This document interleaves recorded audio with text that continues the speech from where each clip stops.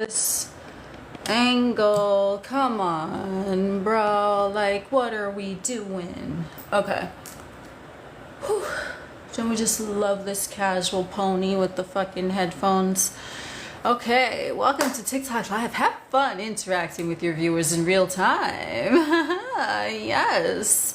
Okay, so here we go with this. I do have some notes plotted out for the introductory sermon, as I usually do. So we're gonna get into this, and it's gonna be more about based off of like quantum mechanics and holographic universe and shit like that. Okay, so sit back, relax. I have like 2 water bottles here. I got me a Fanta on the side, you know what I'm saying, because my throat be getting dry when I be talking and doing the sermon on the fucking TikTok. So let's get into this. So this is something that I actually fucking channeled, which was weird, which I was setting up to do my live, and then just this word came to mind, and the word was fractals. So I was like, you know what, man, I'm gonna go ahead and I'm gonna research the technical definition of a fractal. Okay, so this is what we're gonna start off with, you know what I'm saying. Thank you all for joining and for the likes and the comments and the conversations and the sharing and everything that all of you do in the chat. Welcome.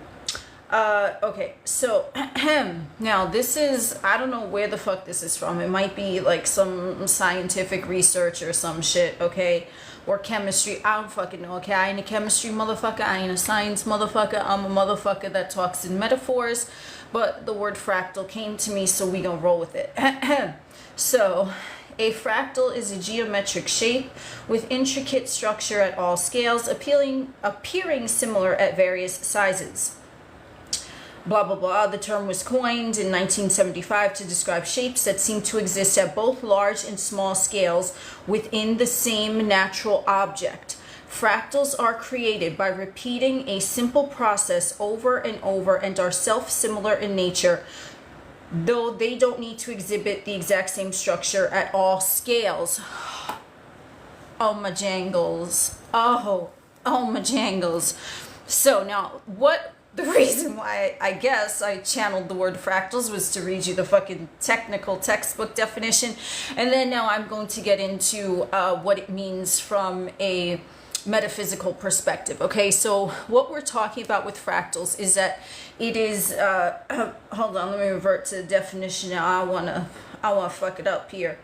Okay, so the fractals are created by repeating a simple process over and over. Okay, so we know that the holographic universe, right, this is what we're entangled in, okay, and there's a higher aspect of ourselves which oscillates on a level that is not matter, okay, it's non-corporal. So the thing that we are repeating over and over from our non-corporal self, which could be an inspired whatever the fuck action or thought, or it can be a thought, it's intangible, making itself tangible, because fractals are created by repeating a simple process over and over. And what is fractal? Fractal, I believe, has something to do with light, and everything here is just light waves, but light waves condensed into matter are oscillating at a different frequency than light waves, you know, of thoughts, right? Because you can't see a thought, whoop, now you see it, now you don't. Shit is like lightning, you know what I'm saying? But whereas like, you know, if you have to speak, this is why a lot of times when I speak, it's like, boom, I get this information, but my mouth, because it's physical, it cannot keep up with it. So I'm like, whoa, I don't even remember what it was, but it's the download is instantaneous, okay? That shit is like the flash, okay? So this is how reality is created. When you are thinking about things in terms of fractals, it's all waves of light. So your ultimate light wave is all that is consciousness. It's God's source, creator, whatever the fuck you want to call it, universe, okay? But when we are creating our experience, it is the same thing, because the fractal is the same. Large and small things that are repeated over and over again. They're similar, but they're not exactly the same. And why are they not exactly the same? Because if you have a thought, I want ice cream, yes, it's similar, but it's not exactly the same as to you actually eating that ice cream, scooping it on your tongue and shit, like slurping that shit up. You know, it's similar, but it's not exactly the same, okay? So when we are discussing manifestation, okay, there, you know, I don't want to say that there's science behind it. It'd be more like metaphysics or quantum physics. But if we want to look at it just from like the definition of a fractal, which is, I believe it's part of a wave of light, but I'm not so certain. But it's still somewhat of a pattern, okay? And fractals, from what I just looked up here, okay, fractals are created through a process of iteration where a simple mathematical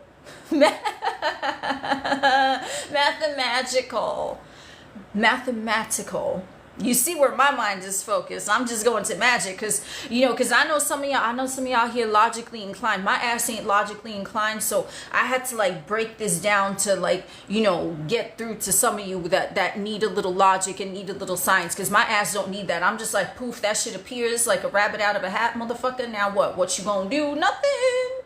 Okay, so fractals are created through a process of iteration where a simple mathematical equation or set of rules is repeated over and over in a feedback loop, generating complex self-similar patterns at every scale. At every scale. Self-similar. It's similar, but it's not exactly the same, because when you have the thought, yes, you can think of the ice cream, it's similar, but it's not exactly the same as you having the ice cream in your fucking hands, okay? So it's self-similar patterns repeated over and over in a feedback loop. What you are constantly thinking, what you're constantly thinking, what you're constantly thinking. That is what you are in alignment with from the higher level, from the higher oscillation. And then it is going to appear in a condensed light wave so that you can observe it, right? Because our eyes are always taking in light. That is how you experience 3D. Your eyes are taking in light and you are seeing it.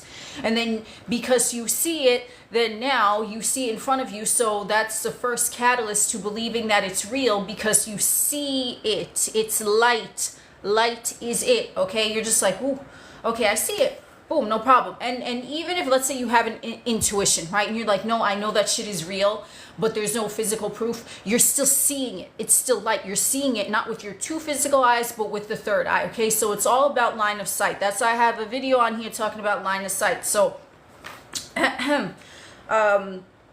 self-similar patterns at every scale. So when it's a mathematical, why do I keep saying mathematical? What the fuck? Whatever, it's cool. A mathematical equation or set of rules. The rules are the thoughts that you think. Those are the rules that you are setting up. You are making the parameters very specific for what you want to experience in waves of light in the physical plane. And you are setting those rules from the ethereal plane, okay? And you're repeating it over and over and over again. Now, what I really want to look at here, oh my God. Bruh, stop. I have a passcode with my fingerprint on my iPad and I'm like over it and it won't let me delete it because like I don't give a fuck. You know what I'm saying? I don't even need a passcode on nothing because that's how much I trust. You know what I'm saying? So what is fractal a part of light? This is going to be all over the place, but I know you're going to enjoy it because I'm doing the research for you, so it's all good. Is a fractal part of light? Because I don't know, but I'm just channeling shit, but I'm going to give you the scientific definition in case some of you need that. But basically, from what I've read, it's something that occurs in nature. So the example that they gave was like a fractal is repeating over and over. So the example was a tree, right? So a tree has a trunk and then it has different branches and shit. So it's repeating and it's regenerating itself. And then that's what's creating the new branches. It's just like a regeneration of a repetitive pattern that is similar, which is why a branch is not the same as a trunk, but it's the same idea. So you want to think of like your higher self as kind of like the the trunk of the tree and then the branches, right? I think Jesus has a fucking quote in the Bible talking about I'm the vine or the branch or some shit, right? Like, you see, it's all connected. Everything always motherfucking is, okay? See, I was right. Oh my God. Ooh. Pat on my fucking shoulder. I was right. And I don't know nothing about this. I might have researched this a while back, but okay. Yes, light can contain fractal patterns. With the discovery of fractal patterns in laser light representing the first direct observation of this phenomenon in artificial light sources, while fractals are naturally observed in phenomena like lightning, I just fucking said lightning, oh my jangles, or snowflakes, right? No two snowflakes are the same, okay? Due to self-similar repeating structures. Researchers have confirmed that similar patterns can emerge from complex iterative bouncing of light within a laser. Okay, so what do I say when I'm talking about manifestation? Hey, Adriana, glad your show is on. What is up? Thank you for joining. Okay, so what's why I always say laser beam? Your higher self, right? The most high oscillating fractal of all, right? The trunk of the tree is your higher self, and the branches are what you're kind of experiencing in the 3D, right? So it's all there. It's all there. And I'm not certain of this because I'm not a fucking geologist, but I believe that as the branches grow out, they also grow under, because as above, so below, you know what I'm saying? But if I'm wrong about that, I don't know. But I just seen an image of a fucking tree. You know, I fucking hugged a tree the other day. I never hugged a tree in my life, but I started getting videos on my FYP. It's like, hug a tree and see what happens. And I'm like, I mean, I'm cool, no problem. So I went to a big motherfucker. He's a hardy, robust motherfucker. I went up to him. There's motherfuckers looking at me. I didn't give a shit. I was like, okay, like what you gonna do? Nothing. And so I went up. I hugged this tree. Can I tell you, I got a surge of fucking energy from it. I said, whoa. I was like, I don't know what's going on. So maybe that's why I'm talking. Hey, Icon Hayes. Yeah, trees, because they're natural, right? They're roots. They're from the ground. They're like nature in its primal form. You know what I mean? So I hugged a tree. I got a surge of energy. So maybe the tree is coming up in this talk. That's why I'm talking about branches and roots. But basically, your higher self is like, you know, the source, okay, of the fractal. And then the branches that are branching off in the 3D are different experiences that you have, which are similar because you're able to think of them from like, you know, your higher perspective.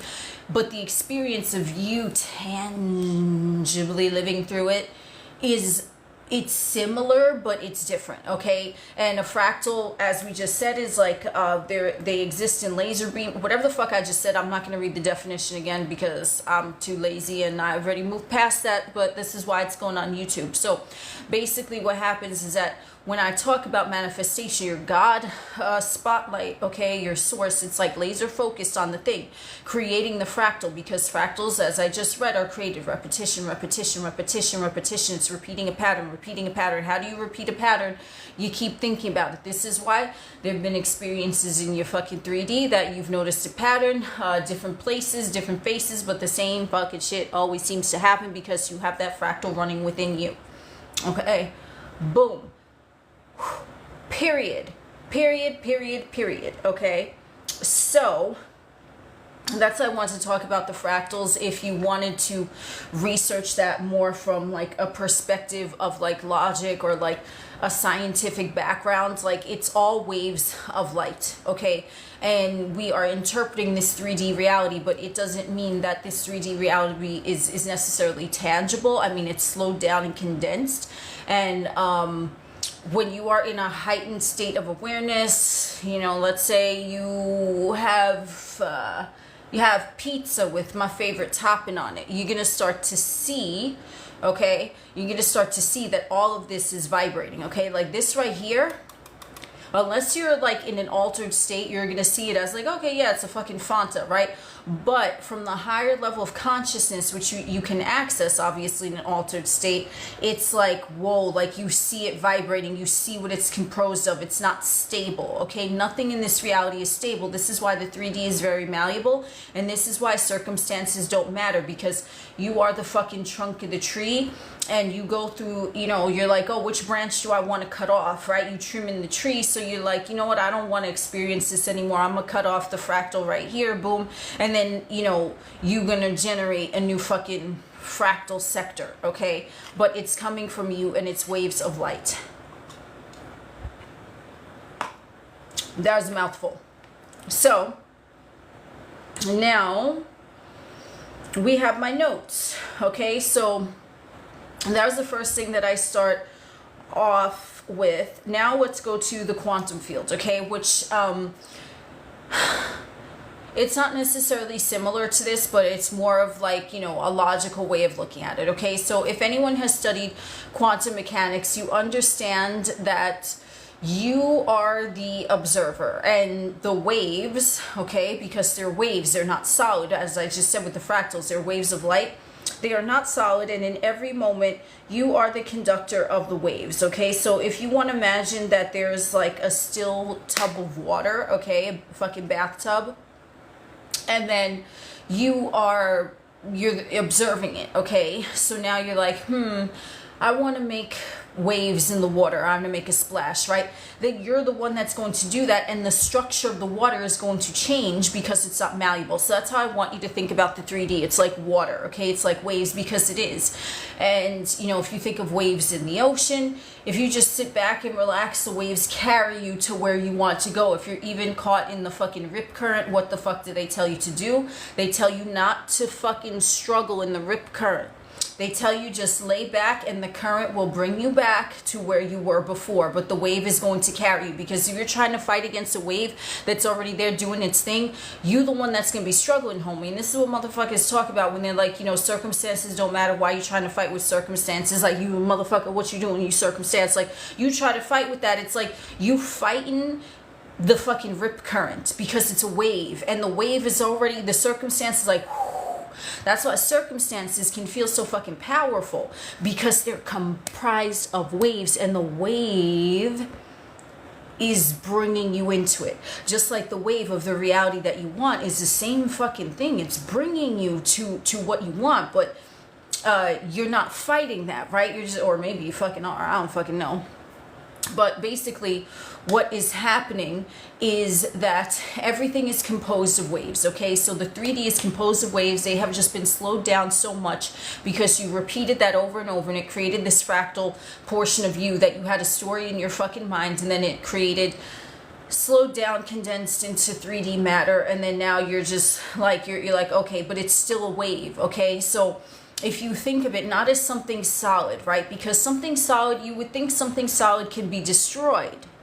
But from the quantum fields, if you're the observer and everything is behaving as a wave, right? Even, and this is the fucking, the double slit experiment, what they talking about, where it's like they shot like matter into, whatever, I'm sure some of you are familiar with that, but it looked like a fucking atom, right, of matter, but it behaved like a wave. Okay, so it's a wave at its core. It's a fucking shapeshifter. The 3D reality is a fucking shapeshifter, okay? But it's composed of waves. Even atoms are composed of waves. This is why you think that you can destroy a 3D circumstance if you fight with it, right? Because if you're like a fucking doing karate, right? And you're like trying to, you want to chop the bricks with your fucking hand, okay? That's how a lot of motherfuckers think of the 3D. Well, I gotta do something in 3D, but you're not doing that because it's a wave. You ever try to fucking karate chop a fucking wave in the ocean? What's gonna happen? Nothing. like what is going to happen? You're not gonna break shit. You're gonna cause a fucking disturbance. It's gonna be a big splash probably in your face, bitch. But you're not gonna break shit because it is not a fucking physical thing. It is a wave. Whenever, mark my word, homie Holmes up in this bitch. Mark my motherfucking words. I promise you, for whoever this message is for, maybe all of you, if you start thinking of the 3D not as solid matter, but if you start thinking of it as waves, you're going to be a whole lot more content with your 3D experience, because you're going to be like, oh, number one, it's changeable, because like the water in the bathtub, if you want to make a wave, you're going to make a wave. If you want to make a splash, you're going to make a splash. But at the same time, you're going to fight with water in the fucking bathtub. So you're trying to fight with the 3D. You're thinking it's solid because that's the ego perception, but it's not fucking solid. It's a fucking wave.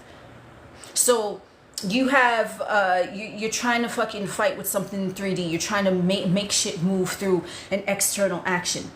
You're gonna get like you're trying to karate chop. Okay, look, I don't even know if you could see this because the angle is always off with this, but here's the fucking 3D circumstance that you don't like, right? You think it's solid, so you're like, yo, if I just karate chop this bitch, it's gonna break in two, and then I'm gonna walk through, and that's not how it works. And this is why, if you try to fucking do shit from the 3D, you're likely, hey Ashley, thank you for the gift, you're likely not going to see results. And if you see results, it might be short-lived, and it might not be what you want, because the 3D is not solid. It is slowed down waves. So you think of it as a wave. It's malleable. But you know what? Whoa. If I try to karate chop a wave, I'm going to splash my damn self in the face. And that's why a lot of times, motherfuckers, when they try to toil with the fucking 3D circumstance, shit goes ape shit. Shit hits the fan. I mean, bats in the belfry, skeletons in the closet. You got a whole bunch of shit that you're like, whoa, what even happened? Because you don't realize. Hey, Corey Marie, thank you for the gifts. Thank you for joining, everyone. So you cannot. This is my suggestion. You do whatever the fuck you want. You know, I use these terms loosely, but this is my suggestion. Number one, stop looking at 3D like it's something solid. Think of it as a wave. It's malleable, and you cannot fight with it because it's just going to splash back in your face. Okay, that's it. That's all. That's all. That's number one. That's from the quantum perspective, okay? Which is why I started talking about fractals. It's all you. So if the source is you and you are the trunk and you don't like something on one of the branches, what you gonna do? You're gonna just leave that branch alone and it'll die off on its own, okay? You're not going to think about it. You're not going to create another pattern, and you're not going to try to fight with it, because that's like trying to karate chop a wave. It's not going to work, okay? So you're going to turn your attention to another branch, and then you're going to create a fractal over there, a repeating pattern, which is similar to what you are thinking, but only it is different because it's playing out in 3D format. Hey, Mr. Android, what is up? So that's what I want to start with. I don't know where the fuck that was just. Hey, Letitia, thank you for the roses. So let's go to this other thing that I have here. I have a few notes, and then we go and get into the chat. Am I law of assumption based? I don't get caught up in that law of assumption, law of attraction. Yes, I do use hashtags of that for whatever, I don't know, finding video purposes, but it's really just the way things are. The law is the law. There's no law of assumption. There's no law of attraction. It's like the law of breathing. Like, you just do it. It's like reality creation. So it's just, this is what it is. So I'm not partial to either one of those terms. I do use them sometimes, but like, I'm based in, you're creating your reality through your consciousness. Whatever the fuck you want to name it, that's up to you, because I go by the individual. You could call it the law of I take a shit and I get what I want, and it would still work. You see what I'm saying? So, but yeah, when motherfuckers talk about like, oh, law of attraction, law of assumption, they fighting with each other like, word dog, okay. It's just reality creation with your mind. That's all it is. You don't need to fight over semantics. Okay, so now we're going to go into versions of you, because versions of you has something to do with what I was just talking about. You love my futuristic sunglasses? Thank you. So when we are talking about different versions of self, it ties into what I just mentioned about like the quantum field and all of this shit, because you have to think of yourself as malleable as well, because you are not exempt from what I just spoke of, like the fractal, the repeating pattern, and it's playing out within you and then in your circumstances. Okay, it's the same fractal. So you are a fractal of things that you have mostly been focused on, okay? But you are also a wave. You are a wave, okay? So you're not permanent either, because everything is a wave. So if you're looking at yourself as I've always been this way, or if someone gave you a diagnosis, whether it's physical or mental, and then you're just like, you've always had that ailment, okay, but you're malleable. So why are you saying always? If you say always about something, even if maybe on paper that's what's been presented to you in the past, you are still malleable. You are a wave. So you don't want to fight with that circumstance or that diagnosis or that ailment or a mindset or something, okay? Or a belief system. So let's say someone has a belief system that they said they've always been broke, okay? That too in and of itself is malleable, because the version of you that's broke is not the version of you that is wealthy. And if you can access the version of you that is wealthy in your mind, that version exists, okay? And now, from the linear perspective, different versions of self, it's going to look like on paper, like I always talk about the fucking the human evolution scale, where there's like a fucking monkey walking on all fours and then it turns into a fucking caveman or whatever. I don't know, humunculus.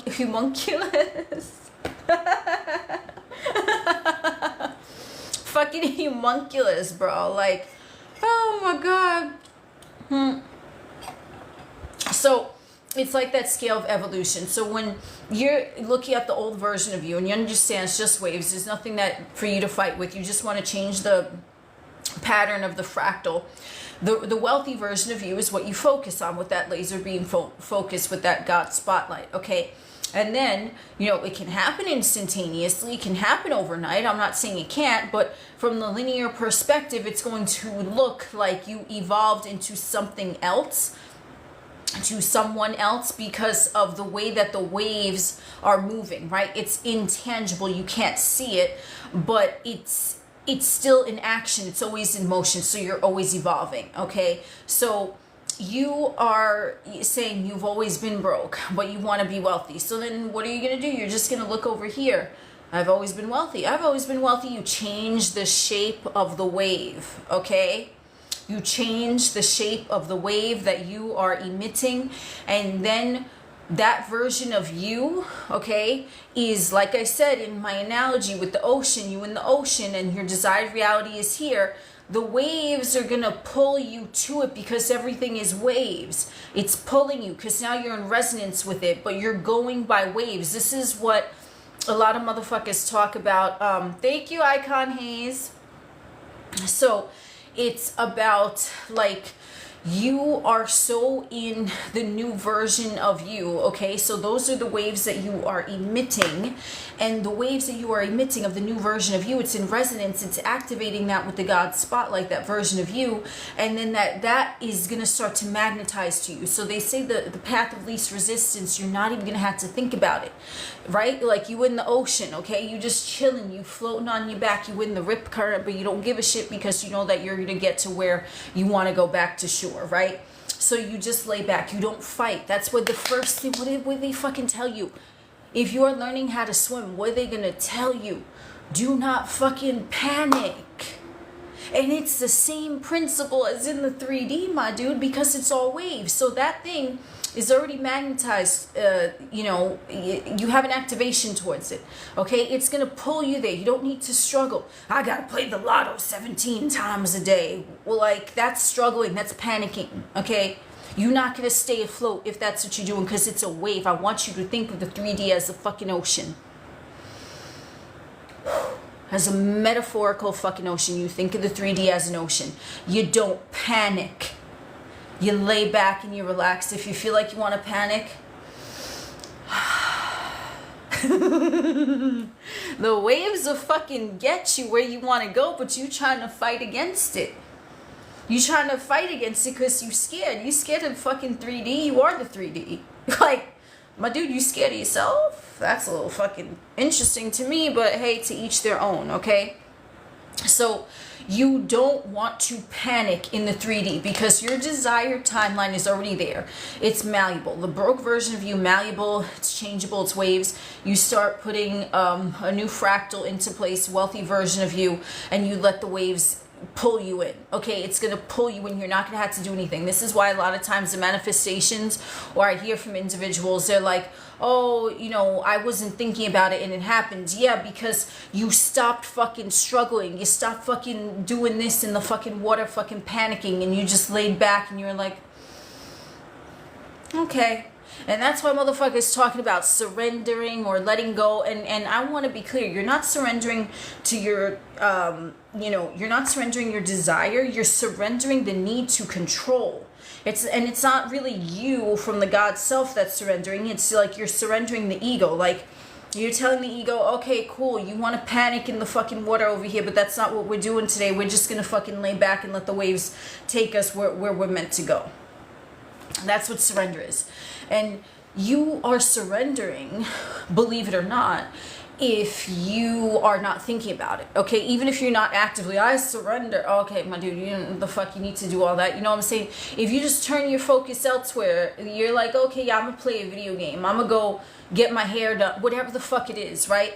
Now you're not focused on the desire, so you're not struggling against it. You're not floundering in the fucking water. So you have surrendered to that. And that's why a lot of times motherfuckers be like, yo, I was just minding my business and it happened. Because you're not struggling, okay? So I'm telling you, I'm going to say it again. I'm going to keep repeating it. I'm going to keep repeating it. Surrender is letting go of the ego. It's letting go of the need to panic or control shit in the 3D. The 3D are waves. The entire 3D, you think of it as a giant ocean of energy, okay? And then what you're going to do is you're going to remember the fucking key swimming lesson. You do not fucking panic. If you feel like you're going to panic in the fucking ocean, you stop everything, you go on your back, and you float. And you relax. Whew. Fuck yeah. Man, this is some good shit. I'm getting turned on. Ooh, I'm getting turned on thinking about the ocean.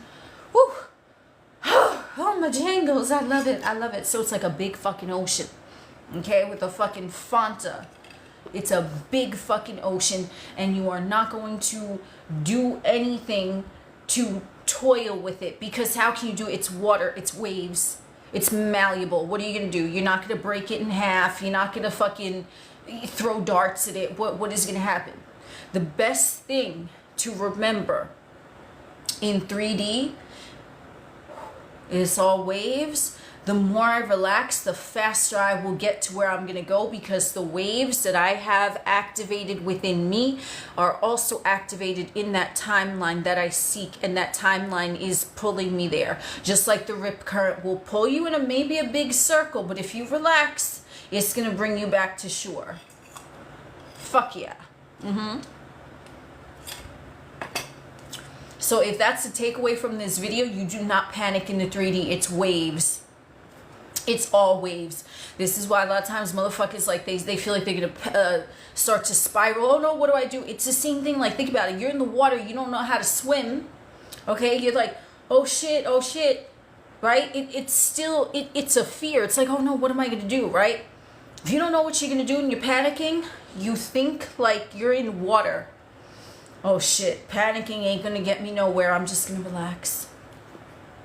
And it could be a mind panic too. I'm not saying like, you know, your 3D circumstances, everything could be good physically, but it's a mind panic. And most of the time it is only a mind panic, right? Your mind panic. How do you surrender and relax your mind in the fucking water of the fucking 3D, the waves? You say, you know what?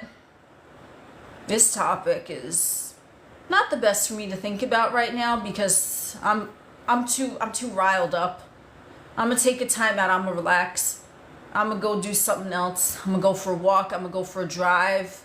I'm gonna go to the gym. I'm gonna put on my music. I'm gonna take a nap. I'm gonna take a shower, and I'm gonna take deep breaths. And I'm gonna just, okay, I don't need to think about this. It's already taken care of. I know that the more I panic even if it's in my mind, they said this, he said that, she did this, oh my god, this motherfucker did that, whatever the case. I don't know what you got. Bank balance said this, okay? Mimon Peepaw said some shit, okay? Don't fucking matter, okay? Everything is a wave. Everything is malleable. And I am the orchestrator of the wave. That's it. What fractal am I building right now that I want to see in 3D? I'm gonna relax. The more I relax, the more the waves that are magnetized to me from my desired timeline are just gonna pull me there naturally. Thank you, Kat, for the roses.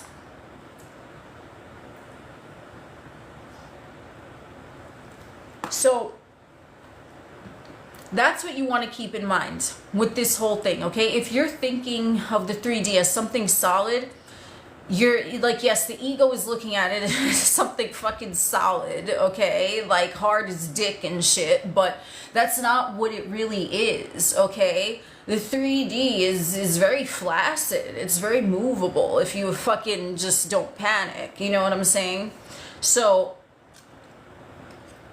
when you understand this, and you understand the whole karate chop analogy that I gave, you are not fighting with it. You're not breaking apart anything in the 3D because it's already been made manifest. Like, okay, what are you doing? You know what I mean? That's like you looking at pictures of yourself when you were a baby. Or is that, I mean, okay, cool. Is that who you are now? Could anyone look at a baby pic of you and look at you now and be like, oh, that's the same person, if you didn't tell them that was you? Maybe they would, but likely it's like, you don't, you know what I mean? Adriana, you know what I mean? They wouldn't be able to tell that was you. And that's how I want you to look at your different parallel selves, okay? Because all of your selves exist in your mind right now. They exist in your mind. And they all exist, okay? Whether you're looking at them or whether you're not, they are in existence. So you as a baby, that timeline is existing, but it's not going to be activated, and a fractal is not going to start growing in that direction unless you, the observer, are observing that timeline and you're shining your God spotlight on it with laser beam focus. It's dormant. And you're not the same. Just like yesterday, you are not the same. You're not the same as you are today. You're very different. Like I said in one of my recent videos, okay, someone, a few people, okay, and I've seen this a lot, and I'm like, I feel like this question is kind of like self-explanatory. But if you feel like you did something or you thought something and you messed it up, yeah, then you fucking did. You did, because you're going with the identity of you who no longer exists, right? They're just there, but you're activating that timeline where you messed up. And if you continue to ignite fractals in that direction, then it's gonna fucking be reflected back to you. So yes, you can mess it up. I'm not here to sugarcoat nothing. Now, can you not mess it up? Absolutely, because remember, it is what you are perceiving. So if you're perceiving, okay, yeah, you know, there's a version of me that crashed out. We did a fucking drive-by. I mean, we made a spoof number. We called the motherfucker 1,600 times. It's cool, though, because I ain't that motherfucker no more. You see what I'm saying? Ashley S., thank you for the gifts. Okay? Yes, that version of you will always exist in the quantum field. It's just there. But if you are looking at your God spotlight and you're looking over here at the version of you where that never fucking happened, that never fucking happened, because you're not activating it anymore. And it is your consciousness that activates things. So, did you ruin your manifestation? I don't know. You tell me. Or did you just be like, okay, whatever, that was one episode. I don't know what that was, but that motherfucker don't exist now. What exists now is this version of me. And if you don't think that version of you where that never fucking happened doesn't exist, then do a visual where you are that version where everything is perfect, or write it down. Everything has always been perfect. I always behave perfectly. Everything that I say and do, everyone loves me more, whatever the case. and you step into that version, the waves, again, they're going to draw you to that person, that version of you. So it's like you're sitting, okay, if you have to choose a character, like if you play in a video game, right, you're choosing a character and you're sitting there, okay, you're looking at the fucking monitor, you're looking at the monitor, and you're like, what avatar do I want to use today, right? But it's all avatars of you, okay? There's an avatar of you that is conceited, there's an avatar of you that is insecure, whatever the case, right? There's all different ones. Which one do I want to activate? That's you in your fucking mind in every fucking moment. So you have different avatars of self. The one that you activate, the one that you're thinking of, you're creating that fractal. And those waves are going to become more magnetic of that avatar, okay? The avatar of you that is God on fucking Earth Matrix. You're activating it. And then what is going to happen? It's going to start drawing you there. But then what if you panic? What if that's not really me? Oh, you're sinking lower in the fucking ocean when you should be fucking floating. Okay, this version of me exists. I know that at some point I'm going to get there, just like at some point if I stop kicking and screaming and I lie on my back and I just let the wave carry me, I'm going to get back to shore. You relax. If you are in doubt, if you are in fear, if you are angry, I implore you, okay, find a way to relax. And it's going to be different for everyone. That's why, like, motherfuckers on here, they talk about, like, nervous system regulation. Number one, I want to address this because this has come up a few times as well. Do you need to regulate your nervous system to manifest? No, you fucking don't. Because you manifested a whole bunch of bullshit for yourself when you had a dysregulated nervous system. So clearly that's not the fucking issue, is it? You can manifest anything because manifesting is like breathing. If I have a dysregulated nervous system, do I still breathe oxygen? That's what you're asking when you're saying, if I have a dysregulated nervous system, can I still manifest? Manifesting is like breathing. You're always fucking doing it. It don't shut off. It's going on 24/7, whether you're aware of it or not. When you're sleeping, you're still breathing. You're not aware that you're breathing, but you fucking are because it's natural, just like manifestation. So keep that analogy in mind as well. So, nervous system regulation. Now, motherfuckers, okay, are going to, hey, you came from watching me on YouTube. What's up? Thank you for joining. So, nervous system regulation is something that I see talked about a lot in the manifestation community. And yes, like, it can be beneficial to have a regulated nervous system, but do you need one to manifest? No, you don't. And it's also your belief in that too. There's no beliefs that exist unless you agree to it. So if you are saying your dysregulated nervous system is magical as fuck and you still manifest what you want, okay. Now, in my opinion, that's different than, in my opinion, okay? A dysregulated nervous system is if where you're kind of like, there's really no crazy thoughts happening in your mind. There's nothing crazy happening in your 3D, but you still feel like anxious or constricted. That, in my opinion, you might want to work on nervous system regulation, because if there's no feedback and you just feel that way, then yes, it might be beneficial for you to incorporate some nervous system regulation practices. But most motherfuckers, what I perceive that they mean when they talk about nervous system regulation in congruence with manifestation is that they're saying, oh, but if I feel anxious, can I still manifest? Yes, you fucking can. Okay, because maybe your nervous system is perfectly regulated. You never feel constricted or anxious or fearful or whatever, right? But it's just with that one thing, whenever that topic comes up, you start to get triggered. That's totally different. In my opinion, that's not nervous system regulation. That's just like a jump scare. Okay, so you watching a movie and you get a jump scare. It's a fucking horror movie. Do you need to work on nervous system regulation? No, because it happened in the moment. Okay, it happened like spontaneously, sporadically. It's not something that is chronic. Okay, nervous system regulation, in my opinion, if you have chronic, like you just feel like shit most often than not, yes, do nervous system regulation, okay? Not for your manifestations, but just so that you can have a better quality of experience in this 3D. Now, when motherfuckers, what I assume, yeah, it's my assumption, motherfuckers talk about in terms of manifesting, it's like I said, the 3D jump scare.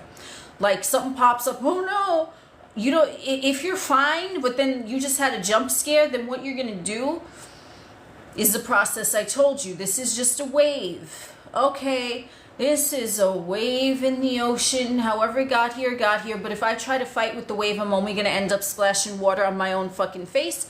So I'm not gonna do that, and I'm gonna take a deep breath, and I'm gonna relax through it, and I'm gonna calm myself down, okay? And how you calm yourself down in your body and your mind is specific to the individual, okay?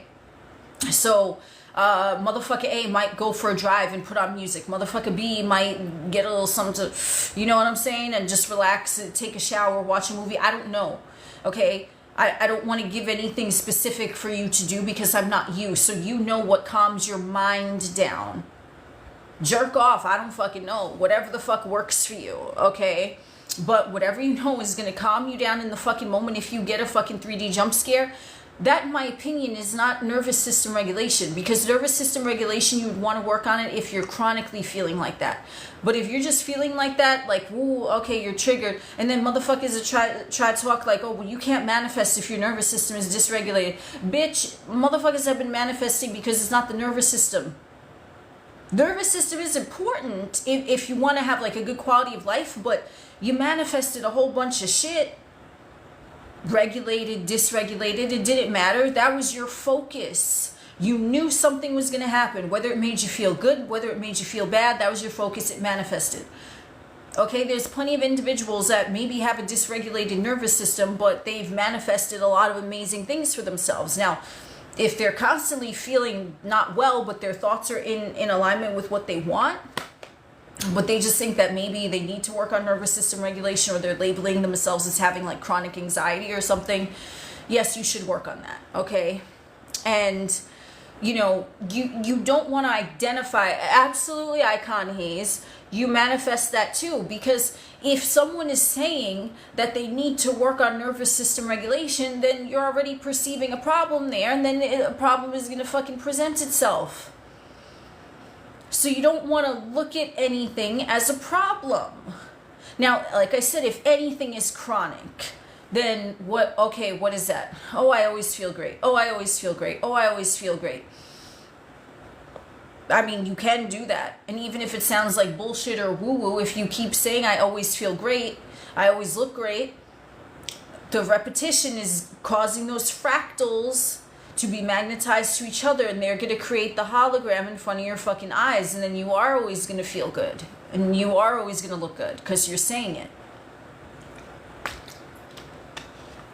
So let's see, I think I have one more note written down of what I want to talk about, and then I'll look at what's going on in the chat.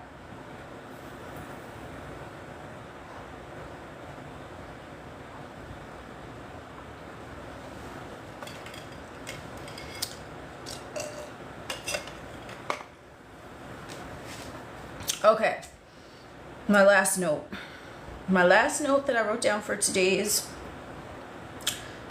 hot topics. Okay, the word tele, not the hotel-y, you know what I'm saying, not that. Tele, T-E-L-E, which is like telekinesis, telepathy, things like that, okay? Now, I researched it, and this comes from Greek, and it means far off, okay? So far away. That's why you have telephone, television, right? All that, it's far away. So thought transmission, or bending reality with your mind, or whatever it is basically a form of telepathy, okay? Because you're always transmitting thoughts. And the thought is a command, so thought transmission is not only working with individuals, it's working with everything. I've seen evidence of this. I have seen evidence with inanimate objects where I just said, you're this or you're that. The inanimate object responded. Why? It doesn't have a human vessel, it doesn't have that sentience, but it has a sentience because I'm giving it sentience, because I'm giving it a command, so I'm illuminating it. So anything is basically you're commanding something from far off. So your higher self, all that is, the all God, source, universe, whatever choice words you want to use, is basically you are commanding, right? You're sitting at the computer screen, okay, and you're commanding what you want the video game to do telepathically. You're doing it through a thought. And like, you know, some individuals want to sit there and be like, oh, but the God self doesn't think. No, the God self doesn't necessarily think. It just is everything. So what is there to think when you just know, when you just are, right? But that's how it types in the command on the keyboard of the avatar, right? Like, think about it, okay? If you're playing a fucking game on the computer, you had to type in the keyboard to get to that fucking person, avatar, whatever. I'm not like too familiar with video games, but just from my knowledge, okay? You had to type it on the keyboard. I choose this avatar. Okay, click next, whatever. That's what you're doing from your higher self. It has an experience, okay? And it's all that ever was, ever will be, blah, blah, blah, blah, blah. So you can't, it's not separate from anything, but it's saying, you know what? The way that it's given the information to your avatar is through thought, just like you're typing in something in the search bar of your keyboard, okay? So tele, it means far off, and that's how you control things, okay? You don't control things necessarily close up when it comes to manifestation. You control them far off, and far off is how? It's a different dimension. It's not the dimension of sight or sound. It's the dimension of motherfucking mind, okay? So that's basically what it is. And, you know, when you are controlling something from far off, okay, you have to realize, this thought just occurred to me right now, okay? So let's say television, telephone, right? The whole purpose of telepathy or thought transmission or whatever the fuck you want to call it is basically you're giving it instructions from far away. So what the fuck does that mean? Does that mean that you're going to toil and tangle with it in the 3D if you're supposed to be giving it telepathic instructions from far away? No, that doesn't mean that, because you're doing it from far away. You're doing it with your mind. Television, where's the broadcast coming from? Are you trying to go there and fuck with it? No, it's far away from you. It just is. Okay, telephone, the signal is coming from elsewhere. Are you trying to fuck with it? No, it just is. So with manifestation and telepathy and all these things that are the idea is to not fuck with it firsthand. The idea is to fuck with it far off in your mind through telepathy, because that's how the shit works anyway. You don't do shit in the 3D. And I mean, you can, you know, whatever, if you want to do whatever you want to do in the 3D, likely you're not going to see results that you want, because the only work is mental. This is the whole thing with manifestation. This is the opposite that most of us have been programmed. Okay? We're taught that we had to do physical actions and do physical things in order to get physical results, but that is backwards. With manifestation, you are throwing logic in the fucking toilet bowl. You flushing that shit. Okay? Goodbye. Gone. You're not looking at that. You know what I mean? So basically, you want to keep in mind that you're doing it from far away. All you have to do is be in your mind. That's the work that you do. And I'll tell you something, you know, motherfuckers, you know, can sit there and be like, oh, I built my business from the ground up or all this shit. I'm a bricklayer and I did. And okay, that's great. If you're into that, that's great. But like, has anyone ever really thought about the interesting task of changing your mind? I mean, literally changing your fucking mind. You're changing your mind. You're changing the way you think. You're changing the way you perceive. Is that not more of an arduous task than heavy lifting a bunch of bricks and building a house? You could be a bricklayer. Okay, yeah, cool. You built a house. That's wonderful. But if you have a mind construct that the house that you built from scratch, from the ground up, is going to fall, that is going to be more powerful and the house is going to crumble. Do you see what I'm saying? Well, you're not taught that, because if motherfuckers were taught that, no one would be going to a job. I mean, maybe they'd be the CEO of a company running other motherfuckers, but no one would be, there wouldn't be jobs, because if you are all that is, why do you need a job unless you enjoy it? Then it would be your fucking hobby. You are wealth. You are love. Why would you need to seek for anything? Why would you need to pay for electricity if you are the currency? Oh shit, I was talking... Holy shit, I was talking for an hour already. I got the fucking puzzle piece. Oh, okay. Well, that was interesting. But the way that you're programmed is that you have to earn something. And I remember I made a video about this a while ago, but I'm going to bring this reference up again, okay? When you think of a god or a goddess, right? Let's say a Greek god, or a Roman god, or like a Sumerian god, whatever, you know, okay? Did they earn anything, or was shit just given to them? Do motherfuckers go up to them, up to their fucking statue and be like, yo, I want you to earn my trust in you? Or do they go up to that statue and say, here is a gift, I love you? What do? Thank you, Corey Marie, for the lightning and the chili pepper. That is God. God does not earn. God does not eat. Why would God need to earn anything? Because God is all that is or ever will be. God is the supply. So what is there to earn? But you're not fucking taught that. Because if you were, I bet you these jobs, okay, and I'm not saying if you love your career, no, but these individuals that have a job that they hate, and I've heard that a lot. They hate their job. They only go because why? Because they think they have to. So, what is harder? Is it harder, and nothing is hard or easy, but you know what I mean? Because motherfuckers like, oh, manifestation is whatever, mystical and magical and blah, blah, blah. You have to put logic into it.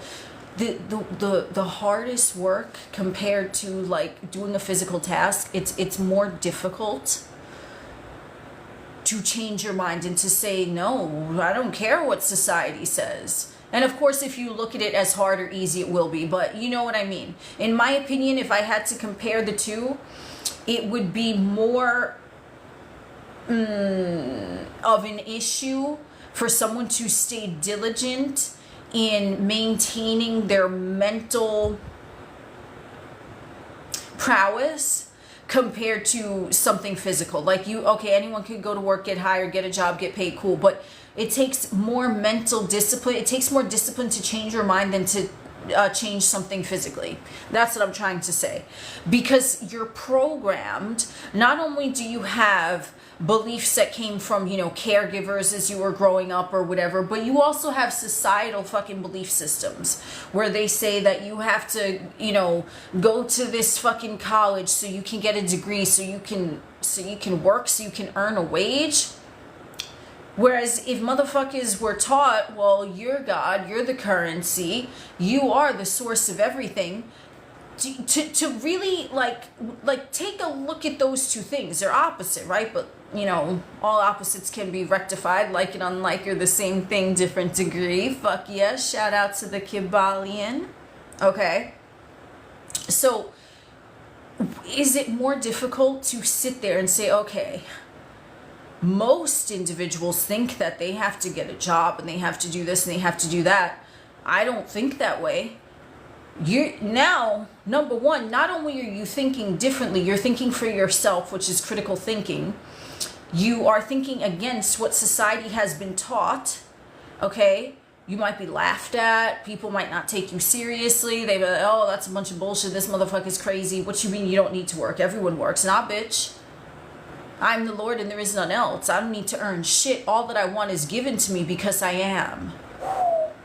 Drop the mic and fucking leave the chat, bro. The fuck? That was good. I don't even know what I just said. That shit needs to go on t-shirt. Fuck yeah. So, in my opinion, this is just my opinion, it takes more discipline to train your mind than to train your body to do something that you already kind of feel like you need to do, because you're uninstalling these programs that society has given you, or maybe caregivers have given you, whatever, and you're going against that, okay? And for me, thank you, Mr. Android, and hell yeah, Jordan Flesher, I am the Lord and there is none else. Thank you for joining. So, Icon Hayes, you spoke to a shoe seller and she said everyone has a job and work. Hell yeah, I am money. I am money, I am love, I am abundance, I am wealth, I am health, I'm fucking everything. I am the Lord and there is none else. I mean, but do you see what I'm saying? So to go against that matrix conditioning, right? It's like, that's part of the parameters of the game, in my opinion. And again, this is just my opinion, that this is like a video game. If you don't agree, you don't agree. If you agree, you agree. To each their own. But that's like the best way that I personally find to describe it. So you're going in there and it's like you're given a program, and every step of consciousness that you unleash, you drop bits of the program. You're becoming lighter, and you're becoming lighter because your consciousness is now not in the matrix looking around, it's above it, and it's like, oh, okay, I don't think that way because I'm not in that mindset anymore. And that's a totally different mentality than most individuals, okay? Because it's just you're trained, you're programmed, right? You're programmed to be subservient and obey. Okay, I mean, you can say there might be some useful things taught in schools, like basic math, how to read and write, stuff like that, you know, but the shit that they teach you is all a fucking program. So if you were to even think like history books, how can anyone vouch for something that happened when they weren't even around? Do you know what I mean? Like history, even geography, okay? Like it's subjective, okay? Geography, right? This is not a debate about that, because this is not about that topic, but like some motherfuckers like, oh, the earth is round, and some motherfuckers like, no, it's flat. So are you taught something? Did you go and look for information that other motherfuckers believe? You see what I'm saying? Like everything is up to the observer, okay? So if you hear a story, right, his story, when they're teaching in school, that's just the narrative that they want you to follow, okay? You know, just like, let's say I'm in the United States, okay? So, they talk about Christopher Columbus and all this shit, like he discovered America. Like, he didn't discover shit. There were Native Americans living here. Like, how did he discover? I mean, allegedly, as the story goes, if we want to believe that, right? So, it's like there's a whole bunch of things that they want you to know, okay? Like the whole I pledge of allegiance to the flag. Like, goddamn, that's like some military fucking shit, right? That's some military shit. I pledge of allegiance to, with the hand on the heart. Like, goddamn. Y'all wild. Y'all want a fucking military? Like, do you see what I'm saying? So it's like, for me, if you've been trained that with like military precision, believe this story, believe this about the earth, believe this about dinosaurs. Oh my God, bro. I mean, I can't vouch that dinosaurs are real. I've never seen one, so I'm gonna just go with this motherfucking story. Oh, dinosaurs existed. Here's some big bones. like what? Like, I'm not gonna accept that. Okay, yeah, that's a great story. Here's a big skeleton of something, but I don't know if that shit is true or false. But motherfuckers want you to partake in that. I don't know.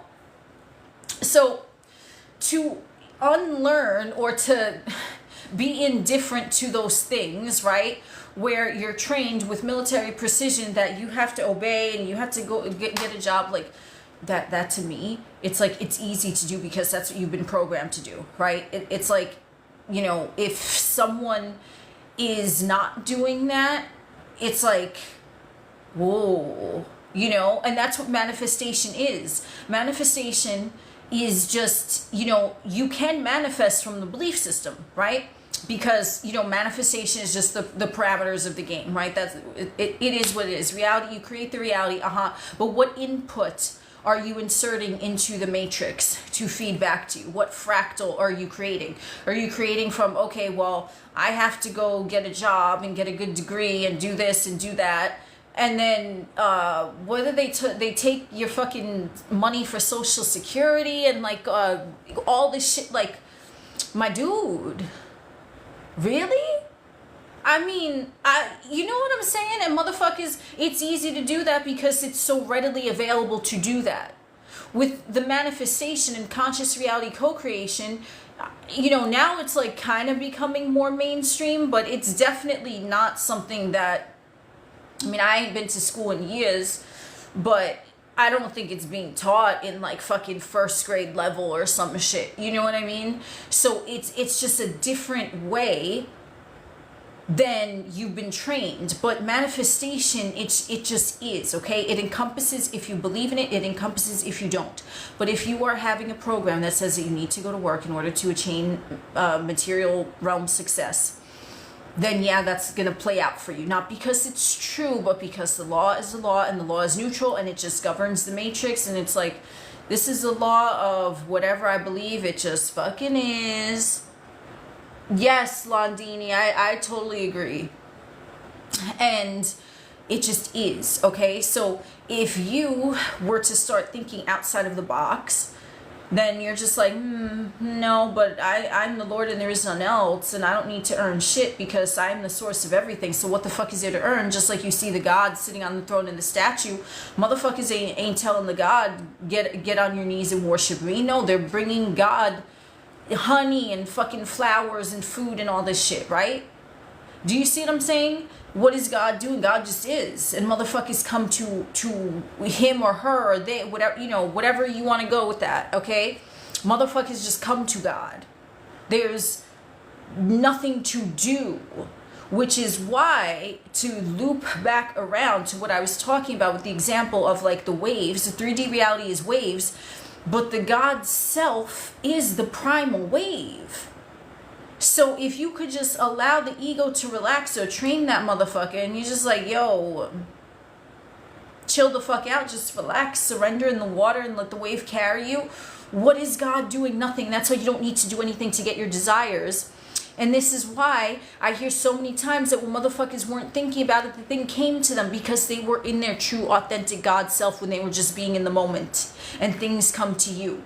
You don't need to lift a finger. I've had so many instances that I have manifested things and it seemed like it was out of thin air.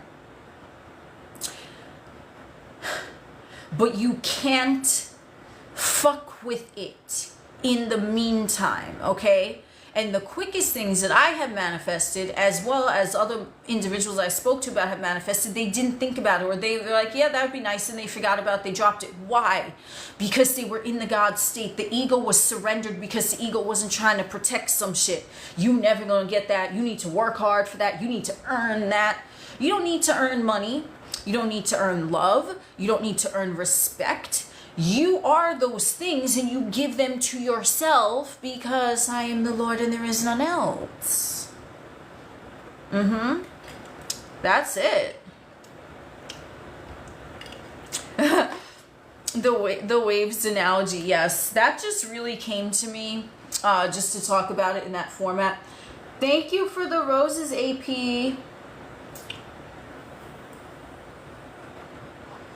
So, when you are operating at the God state, you understand that there is nothing to do because you've been programmed that you're supposed to do something, right? Just like I was talking about the schools, the fucking history books, the fucking geography, right? Like all of that, okay? You're programmed that you're supposed to do something to get something else. And to get out of that mindset alone can be trickier than thinking, okay, yeah, let me just do this and it'll happen. Oh, I'm going to send my resume out to 20 different jobs because that's what I'm supposed to do. Okay. And then you're nervous, you're checking, did this motherfucker get back? Did that motherfucker get back to me? When you really just be calm and surrender in the fucking moment. And that is the God state, because God does nothing. God declares, this is who I am. This is the next experience I want. Okay. I've already had it up here, but you know what? I wanna live it in the fucking flesh. You know what I'm saying? Then it fucking happens, and you're not gonna need to think about it. You know, the thing with the manifestation perspective is that when you really start getting this down, you start getting all of this stuff down, you're gonna be doing physically less and less. And I don't mean like you're gonna stop brushing your teeth or going to the gym or whatever, you know, like you still gonna be doing you know what I'm saying? But you're not gonna try as hard. You're just gonna be like, okay, you know, well, that manifested, I didn't really do anything. Or that manifested the second that I didn't think about it. That manifested when I let go of the ego attachment to the thing not possibly happening, or I stopped looking at timing. What is the key word in all those instances? You stopped. You fucking stopped, okay? You just stopped. You didn't exert any more effort. Because to exert physical effort, like I said, is like you think that you're gonna chop the fucking brick with the karate slice, but it's not solid matter. The 3D looks solid, but it isn't. Metaphorically speaking, and in reality, it's composed of waves. So you try to do something from the ego, but it's like it's like an optical illusion. It's like a fucking mirage, okay? The ego is like, oh, this circumstance popped up, so it looks real to the ego. So the ego is like, oh, I see a brick. Let me chop the brick. But it's not. It's a mirage. The tangibility of the 3D is a mirage because it's composed of waves that are just vibrating at like a slower frequency. So your higher self, your God self is like like, you know what I mean? Like, because you can manifest from the ego too. Of course you can, because it's what you're focused. So you can either be focused on something from God or something from the fucking ego. So the ego is perceiving 3D circumstances like a brick wall that needs to do something, needs to do work to break it down, but it's really a wave. So imagine that there's a brick wall in front of you, and you get out the fucking hammers and the axe and shit. You get out the bulldozer, you like boom.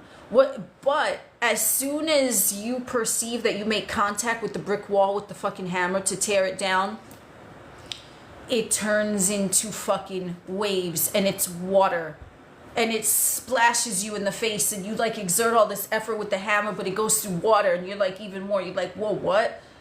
Right? That's how the fucking 3D is if you try to toil with it from a 3D level. It's waves. Think of it as waves. What can you do with a wave? You just allow it to be. Okay, if you try to fight with a wave, you could get splashed in the face. Yes, exactly. Oh, Dasha, thank you. I'm glad that you're enjoying the content. So you cannot look at it that way. That's it. You want to think outside the box, okay? So you want whatever the fuck you want, okay? And then the ego might chime in with a whole bunch of different reasons why you can't have it, or you've been trying for such a long time and nothing is happening, all this shit. And that's like the ego and the brick wall. It's like trying to, oh, but maybe you need to do this, maybe you need to do that. And that's why a lot of you understand this shit, but you're not applying it correctly, or you're not applying it consistently, and you are perceiving that you need to find another technique. You need to find another content creator. You need to look at another forum. You need to read more comments. Oh, but this person did this, but that person did that. Okay, so what if they fucking did? You're not them and they're not you. That's not, where's that getting you? Okay, this creator, oh my God. Use this sound and your SP will text you. If you skip, they will be gone forever. Motherfuckers eat that shit up. Bro, I see comments in there, claim without sound. I want to have a moment of silence for anyone who's ever done that. I don't know if some of y'all in the chat, but let's have a moment of silence, because, man, that is all ego. Sir or madam, that is all ego. That's just what it is. Like this is what you do. Like you just, that's what you're doing. Okay, this sound is gonna bring SP back. All right. I don't. Whew. Rest in peace to that mindset, because goddamn, exactly, Trishala, what passed that never happened. I totally agree. But like, if you're doing things like that, or if you're looking for a million techniques or different things, like, that's coming from the ego, and the ego is perceiving the 3D circumstance as a brick wall that needs to be torn down, when it's really a fucking optical illusion. It is a wave. So the more that you feel like you're gonna spiral, the more you need to just fucking relax and be in the moment and be like, okay, all is well, everything is perfect. I'm the Lord and there is none else, and I wouldn't have it any other way, and everything always goes my way because I'm the only one. That's it. Only a fool trips over something behind him. That's true. I love that. That's so true. Out of sight, out of mind. Literally, it's out of mind, out of sight in the third eye, out of your mind completely. There's levels to that. Like it's just, you know, you and other individuals that are like too focused on the circumstance, and they think that their circumstances are special. Like they want to give an Academy Award to their fucking circumstances. They putting the circumstance on a goddamn motherfucking pedestal. Oh, but my circumstance, but this happened, but that happened. Who's feeding it? Who's feeding the circumstance? You are. So what you gonna get? More. So, like, and I'm not talking about individuals who, you know, are newly into this, because yes, it's normal and natural to ask questions and not know, but like, if you're saying, okay, that you have the hang of this, you know how it works, but then you are commenting on anyone's page or video or whatever, saying, but my circumstances, these are my favorite ones. These are my fucking, these are special. I've done everything and I understand the law, but still nothing is happening.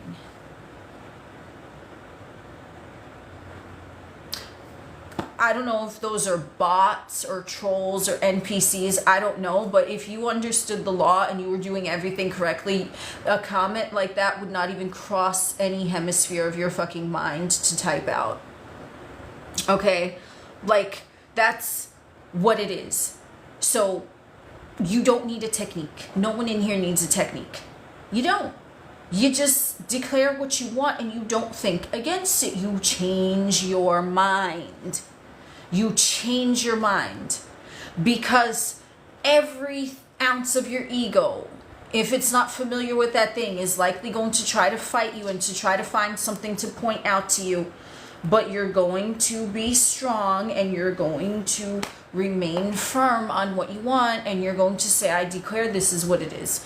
And if an opposing thought from the ego comes up, you're going to think of it like a wave. Oh, this is an interesting wave. The ego probably is protecting a story somewhere in there, or protecting a pattern. I'm not sure, but I've already identified what that story was and what that pattern is, so I'm just going to relax and let the ego calm down. And the more you start doing that, then the less your ego is going to get triggered by those things, because you're not entertaining it, so you're not focused on it. And if you stop focusing on something, it'll just be gone from your experience. But now if you come up in here and you say that you've been doing everything correctly and you know the law but nothing has happened, you just said that. You just said nothing has happened. Okay. So it's the law of what I am saying.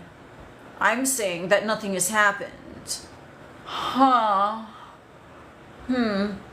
I think we need fucking Sherlock Holmes or fucking Perry Mason or Matlock. We need someone on the case, because like I can't figure that out.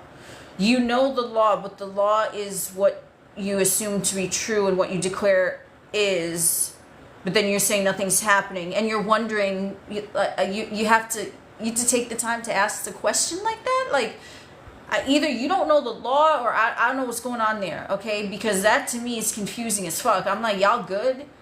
Y'all good? It's been 6 months. Okay, now what are you doing? You're looking at time.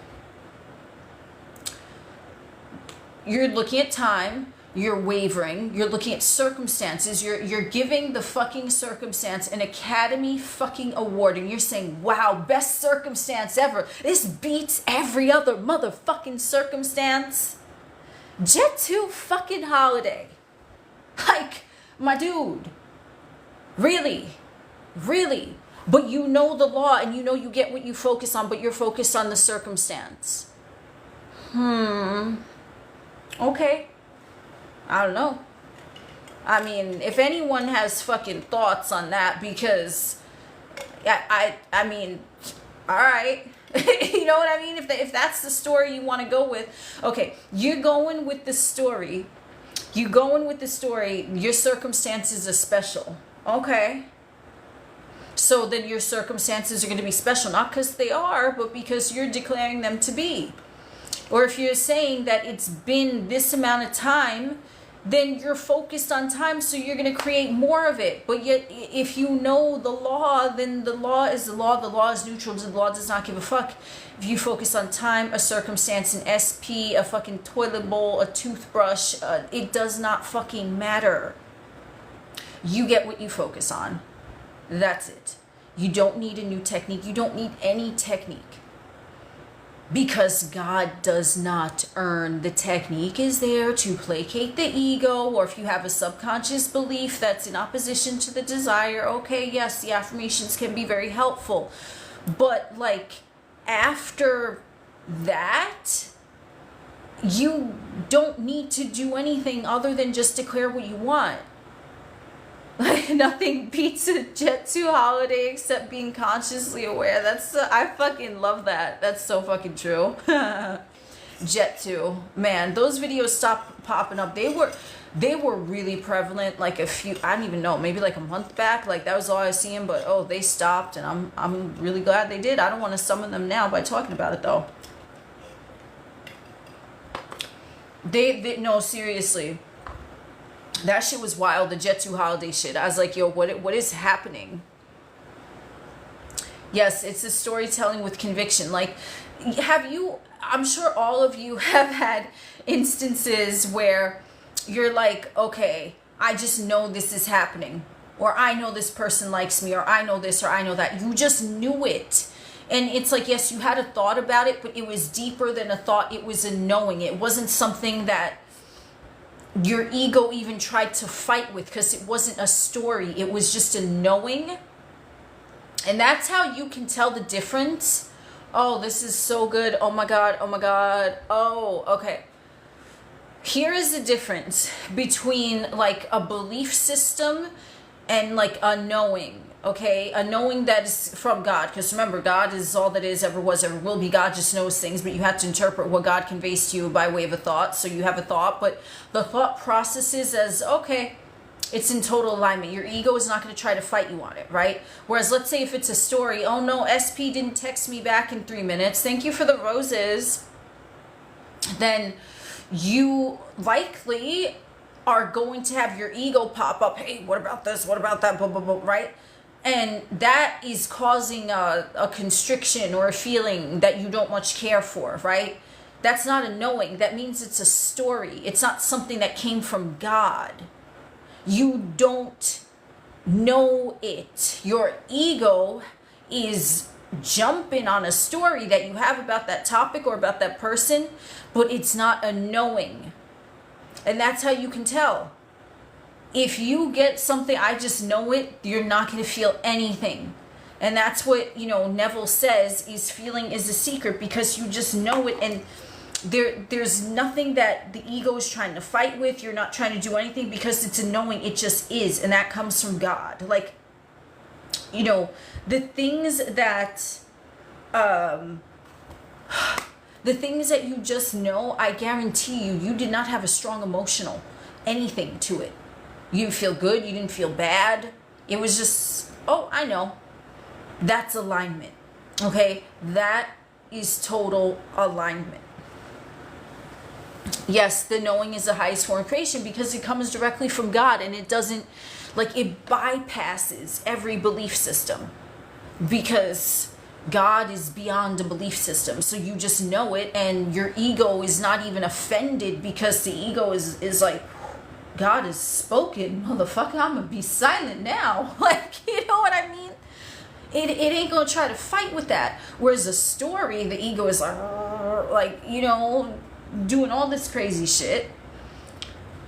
So if you have a story and your ego is getting triggered, and then you start thinking, oh, I know this shit is gonna happen again.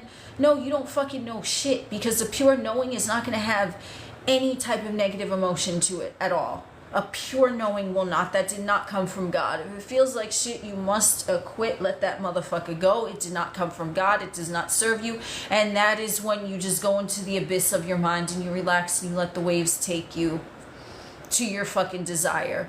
And you keep surrendering to that. You keep surrendering in your mind. You just don't think about it. And that goes against something else, like I was talking about, like societal programming and shit. Not doing anything to solve a perceived problem, because there's no problems, and you know the problem and the solution are the same thing, different degrees. They've already canceled each other out, blah blah blah blah blah, right? So it's the same thing. And we have been taught that you face your challenges head on, right? You find a solution. So even that, even you saying, oh, this came into my awareness, I don't prefer that, I'm gonna look over here. You turn it, and it's not even like you're surrendering to the problem. You're just allowing the ego to surrender and be like, nah, bro, we ain't touching that. Chill. You know what I mean? Like, you gave the dog a fucking CBD, a fucking dog treat. I don't know. And the ego guard dog is like, okay, we're surrendering. You know what I mean? And then you look over here and you're just like, everything is well, everything is perfect. I'm gonna just relax. And who says that? Someone said, I forget who it was. I think it was Torrance Scovel Shin. And she says something to the effect of, you know, I do not move under circumstances, therefore circumstances move. And it's the same principle. It's like, you are not moved. You are unshakable. You are just there.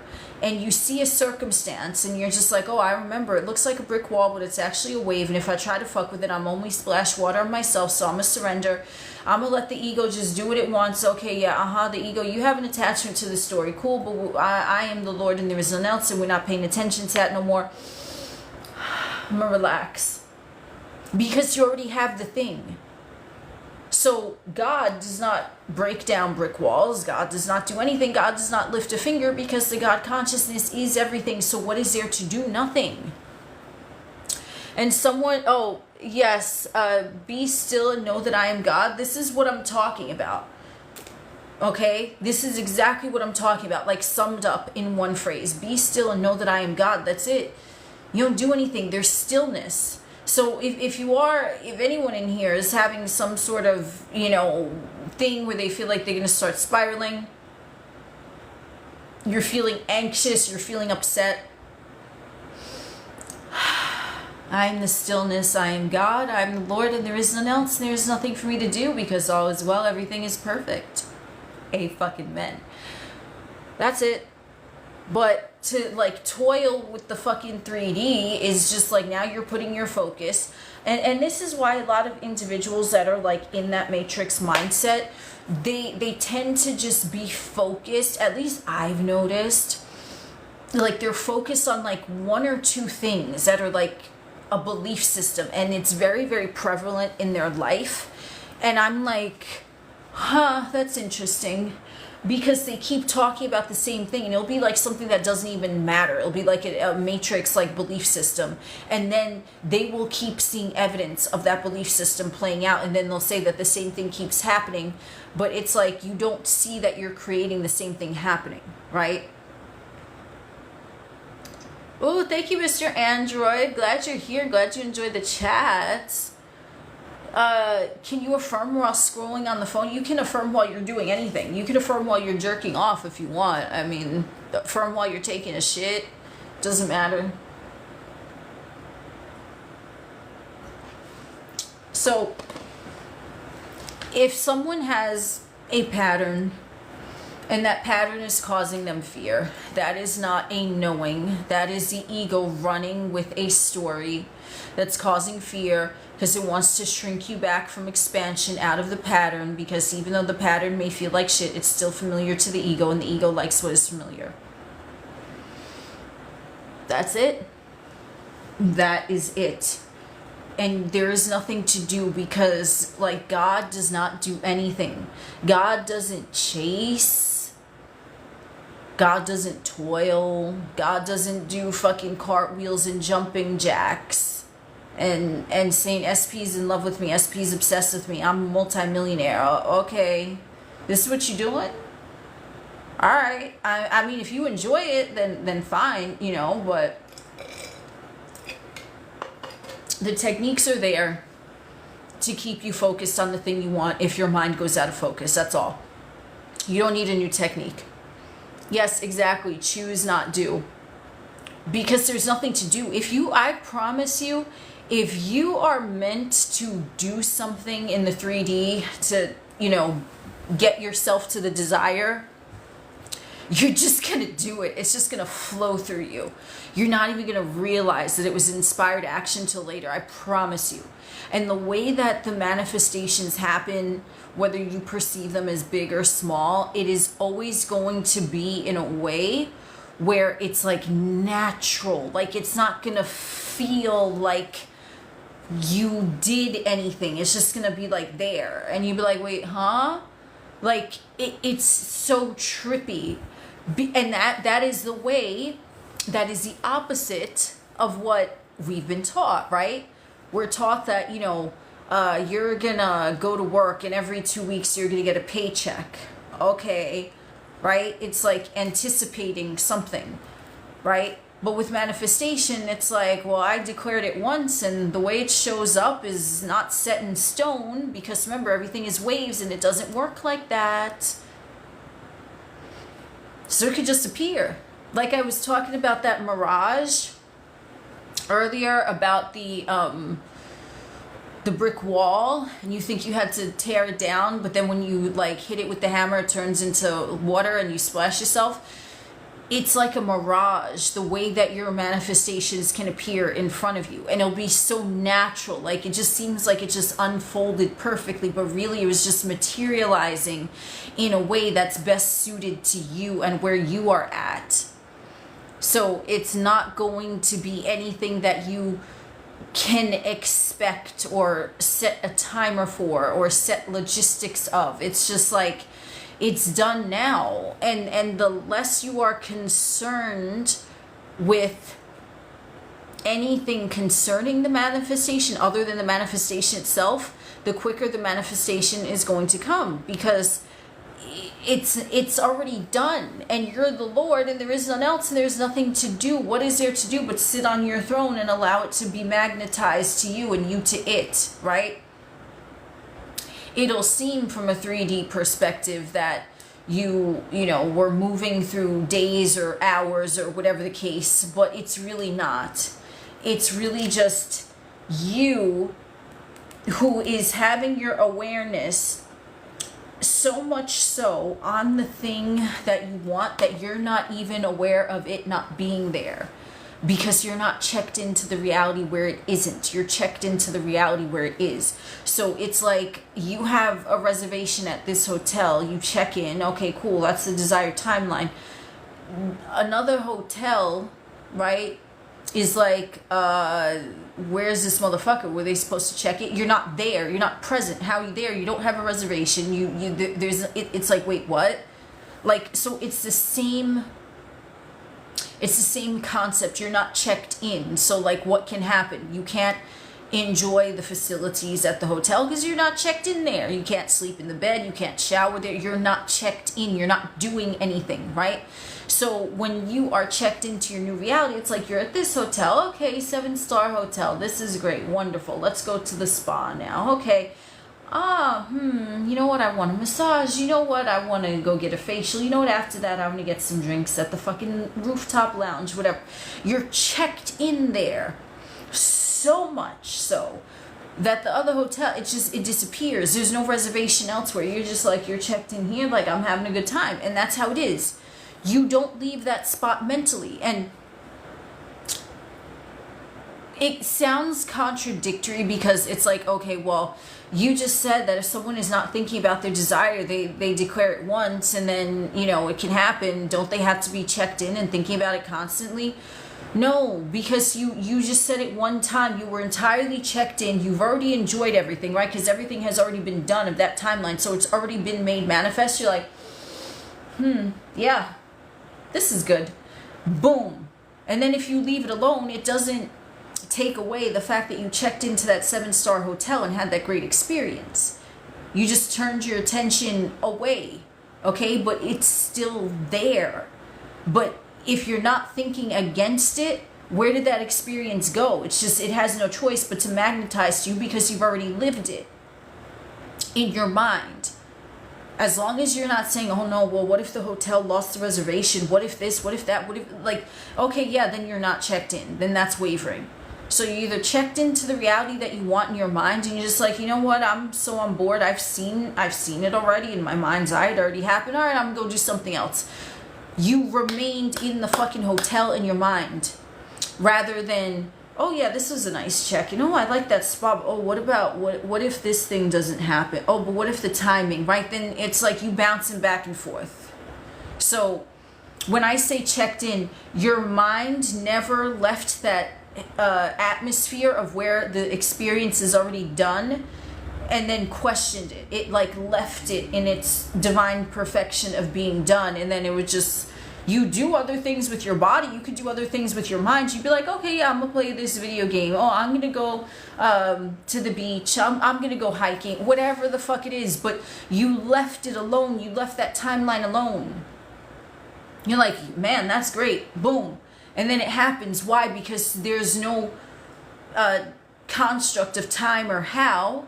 And the thing is already done, so how can it not materialize to you instantly? You're not looking at timing, you're not looking at how, you're not wavering, right? You left alone, you're like, this is, you know, this is the next experience I'm having in the 3D, that's what it is. Okay. That's what I mean by, you know, you check in once, you set it, and you just, okay, you don't think against it.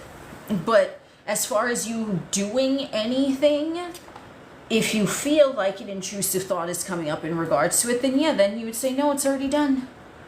That's what you would do. If you feel yourself looking at timing, nope, it's already done. If the topic crosses your mind again at any point after you checked into the 7-star hotel, you're going to say it's already done. Okay. You know what I mean? That's it. It's already done. The fastest way to get something is to be very specific about what you want. Say it is done. When it crosses your mind, because your subconscious stores everything, right? Your subconscious already has it, like, ooh, okay, it's already done. What do they mean? Oh, I know what they mean. They mean this thing right here. Did they specify every detail? That's already done. Okay, cool. You don't need to go, I checked into a 7-star hotel. Then I went to the spa. Then I went to the lounge. Then I went shopping. You don't need to do all that. What do you want? Get specific. Okay.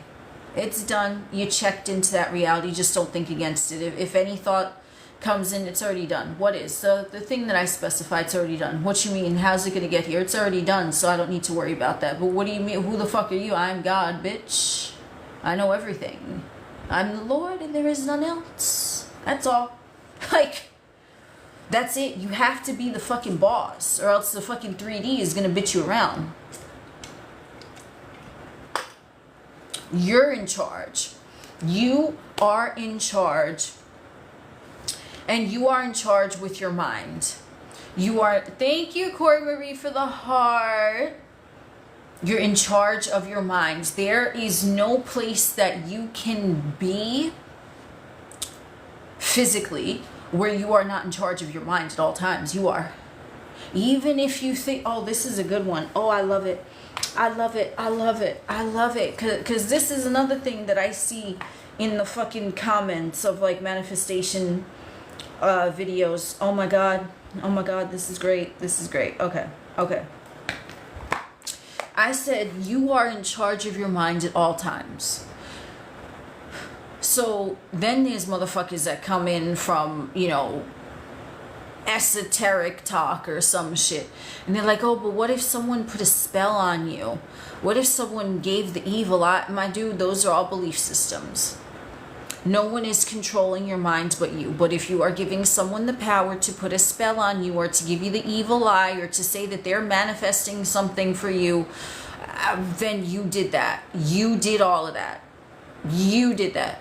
Ain't nobody doing shit. But you can, because you are the Lord and there is none else, you can say that a motherfucker put a spell on you. And then what's going to happen? You're going to start to see evidence of that. But wherever you are always in control of your mind, even if you perceive that someone else is controlling it. Even with societal programs, like I just said, everything that's been taught in schools and shit like that.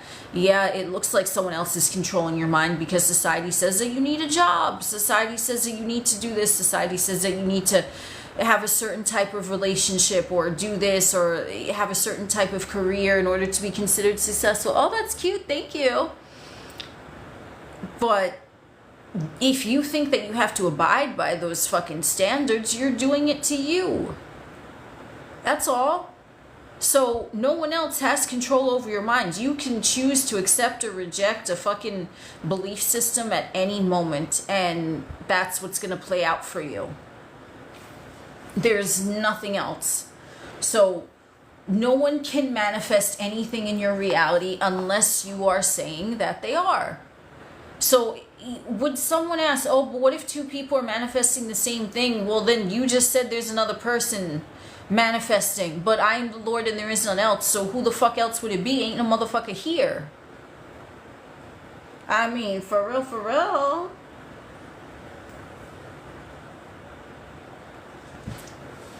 So everything is a belief system. And I suggest you be super, super mindful of that. Because even the way that you talk about things that you think are meaningless still might play out for you. Because you have a belief in there. Or if someone says they used to be able to manifest so well and now they can't. What is that saying? Let's unpack that. You're saying that you used to be able to manifest so well and now you can't. So what do you think is going to happen? Are you going to manifest well or are you not by saying that? So I would suggest that you say, I'm a master manifester. I'm the Lord and there is none else. I always get what I want, no exceptions, because that is who I am. Period. That's it, right? It's like you get what you say you fucking get or are capable of. And another thing in the manifestation community is self-concept.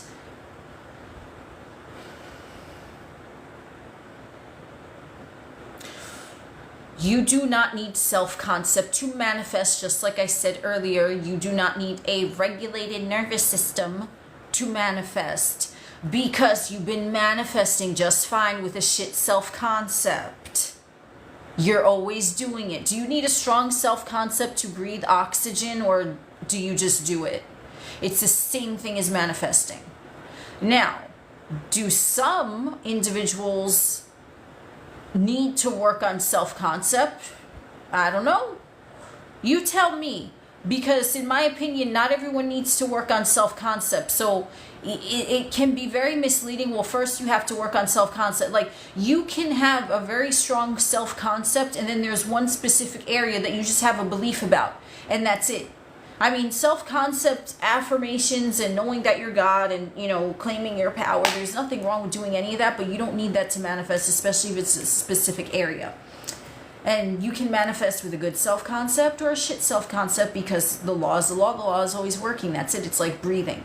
So a lot of you, even within the manifestation community, and I'm not saying anyone in here, but just like in general, okay, I see these comments and I'm like, you're creating rules in manifestation. You're creating the rules for yourself, but you ought to already know that you are the rule, or you don't have rules, or like, but you're doing that to yourself. So it's like, okay, well, if I don't affirm 27,000 times, I'm not going to get this. Okay, then there you go. You just set that wonderful example for yourself. So let's see you affirm 27,000 times, or whatever number I just said. You know what I mean? Oh, if I don't visualize every night, this is going to happen. Like, you see what I'm saying? You putting all these additives into the law, and the law is the law, so the law is neutral. It's like, okay, well, they're not getting this because they didn't affirm 27,000 times. So you sit there, 26,999, you fall asleep. Oh, shit. Guess you ain't getting nothing now. Like, come on, bro. Like, you fucking shitting me here? Like, oh my God. What should you say if people at work are fucking with you and they want you in trouble? Number one, you're going to stop saying that they're fucking with you and they want you in trouble.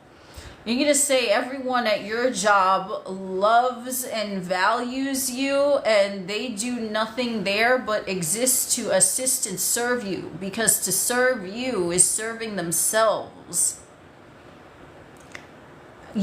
Anyone in here, if you have a perception of someone, even if that's all they have shown you since you met them, you still have that story that you choose to accept or not.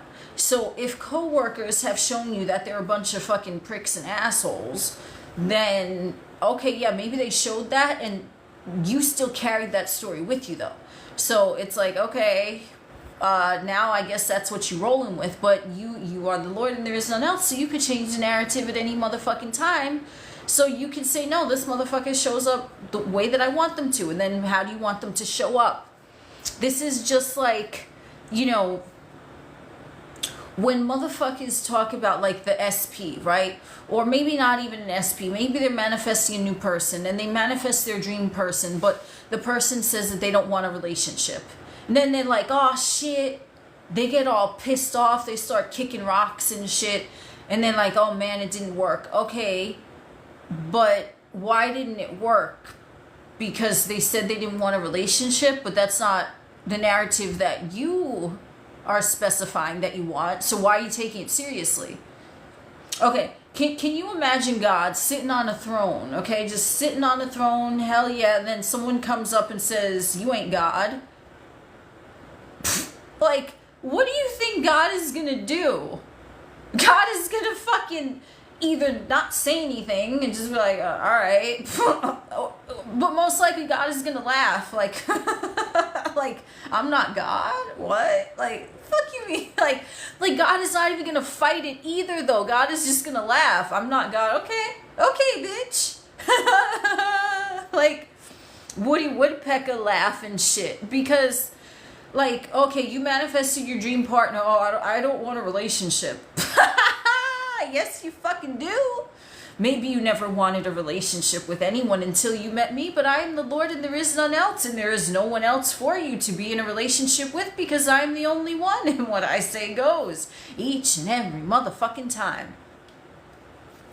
So and even let's say with a person, right? Let's say you're married and your partner is, you're living with them, and there's something that they've always been that way, right? Since you were married. I don't know, they leave the toilet seat up or something, right? They've always done that since you started dating them. You're like, no, my partner always leaves the toilet seat down. My partner always leaves the entire toilet lid closed, as a matter of fact. Even if for 17 years you were with this motherfucker, okay? They always left the toilet seat up. No, they don't.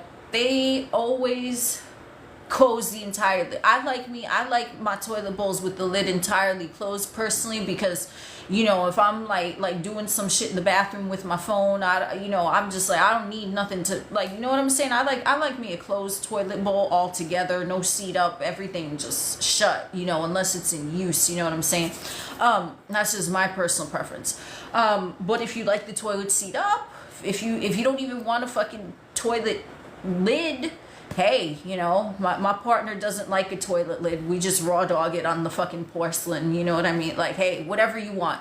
But even if it's like a trait that someone that you've known for years has, you can it's still a story you're accepting about them. And like I said, where yes, both lids are down. I'm too paranoid with that. I like the lid down. Okay. It's an interesting analogy. Thank you. But I mean, here's the thing that I want to tell you. When I was into the the beginning of this sermon, I don't even know how long I've been talking, but when I was into the beginning of this, right, I was talking about different versions of you, right? There's different identities. There's broke you, there's wealthy you, and it's the same thing, which I got into this a little bit on the live stream that I did the other day about different versions of SP. I also have a video on it about the shoes. You exchange one size shoe for the other, but it's the same shoe, just a different size.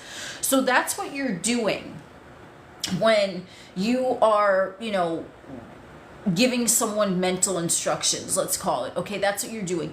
You're not even changing them, but because you are the Lord and there is none else, you are the only observer, and those waves that individual is comprised of, thought waves, emotional waves, physical wave, whatever, right? They're waves, they're malleable.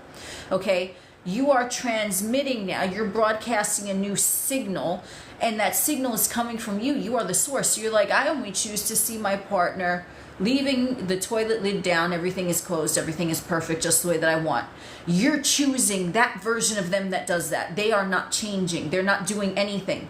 So now you're in alignment with that version of them that is doing that, and then they have no choice but to conform, if that's all you look at. So try it with like different people, okay? You can even try it with like physical things, you know what I mean? But if you try it with different people and you're like, okay, let's say someone, even a family member, like a sibling, okay? You've known your sibling your whole life, and you're like, okay, my sibling has always, whatever, pick something, pick anything. It could be big, it could be small, it could be whatever you want. There's no bigger, no small, but you know what I mean? It's all the same. Something they've always done or something they've never done, right? And you're like, it'd be funny if they started doing this, okay? And then you just keep going with it. It'd be funny if they start doing this. What if they start doing this? Yeah, they always do this. And then you've known your sibling your whole life. You fucking 28, okay? Your sibling is fucking 30. And for those 28 years, your sibling was always doing so, I don't know, whatever, okay? And now they just don't do that anymore. You can do that. I have done that with individuals, okay? I have done that with individuals that I've known for a while. I have done that with individuals that I've met in passing, and I'm just like, you know what? I'm not seeing them like that anymore. And it was like a decision. It was nothing that I affirmed for even. I was just like, you're showing up like this now. Oh, you always do this. Oh, you're like this. That's it, okay? Or if, let's say, I meet someone and I'm like, okay, like, I remember I met, like, this is a while back, and there was, like, some dude I was talking to, and he said something about himself, and it wasn't, like, a super major thing, but I was like, no, actually, you are like that. I didn't say that, but, like, I remember he told me, oh, I'm not, like, and I was like, yeah, you are with me, so that's fine, that's totally fine. And then I just went with it. I fucking went with it, and then it started fucking happening, and I started seeing instances of that person being like that with me, because at that moment I could have accepted, oh yeah, this person says they're not like that, okay, but I was like, I'm the observer. Yeah, I don't like that. You always do this. You always do this just for me. And then boom, Okay, it just started happening because I made the decision. I refused to accept that story, even though they said they were always like that. And then I was like, no, you're different with me. And then it started playing out. So you could do this for anyone. Have you ever, oh, that's an interesting question. Have you ever went to a ceremony for ayahuasca? I don't know where this came from. I mean, it does kind of fit with this, though, because we're talking about, like, that type of stuff. But we're talking about, like, mental conscious expansion. No, I have never been to an ayahuasca ceremony. I have wanted to go. But the only thing with that is that I've heard that it can, like, make you nauseous and shit like that. And I don't know if well, I guess it would be my mentality going into it. I could always say, no, I want to have a pleasant experience. But I would want one that's maybe, like, a private retreat, like, you know, like, couples or something. Like, just, like, you know, whatever. Like, me and one other person, not, like, a whole bunch of people that I don't know. Because, like, I don't know, I'm not really down with doing that in front of a bunch of people. And I'm not even down with the shaman either. It's like, yo, just give me the ayahuasca. I'll brew it myself. Not, like, I don't know. Like, I'd rather do that, like, on my own, not in front of an audience. But, I mean, I've always wanted to do that. It does look super interesting. But I would have to, like, prepare for that, I think, like, mentally. Because, I don't know, I don't feel like I need to do that at this point right now. Have you, Jasmine? Have you been to an ayahuasca ceremony?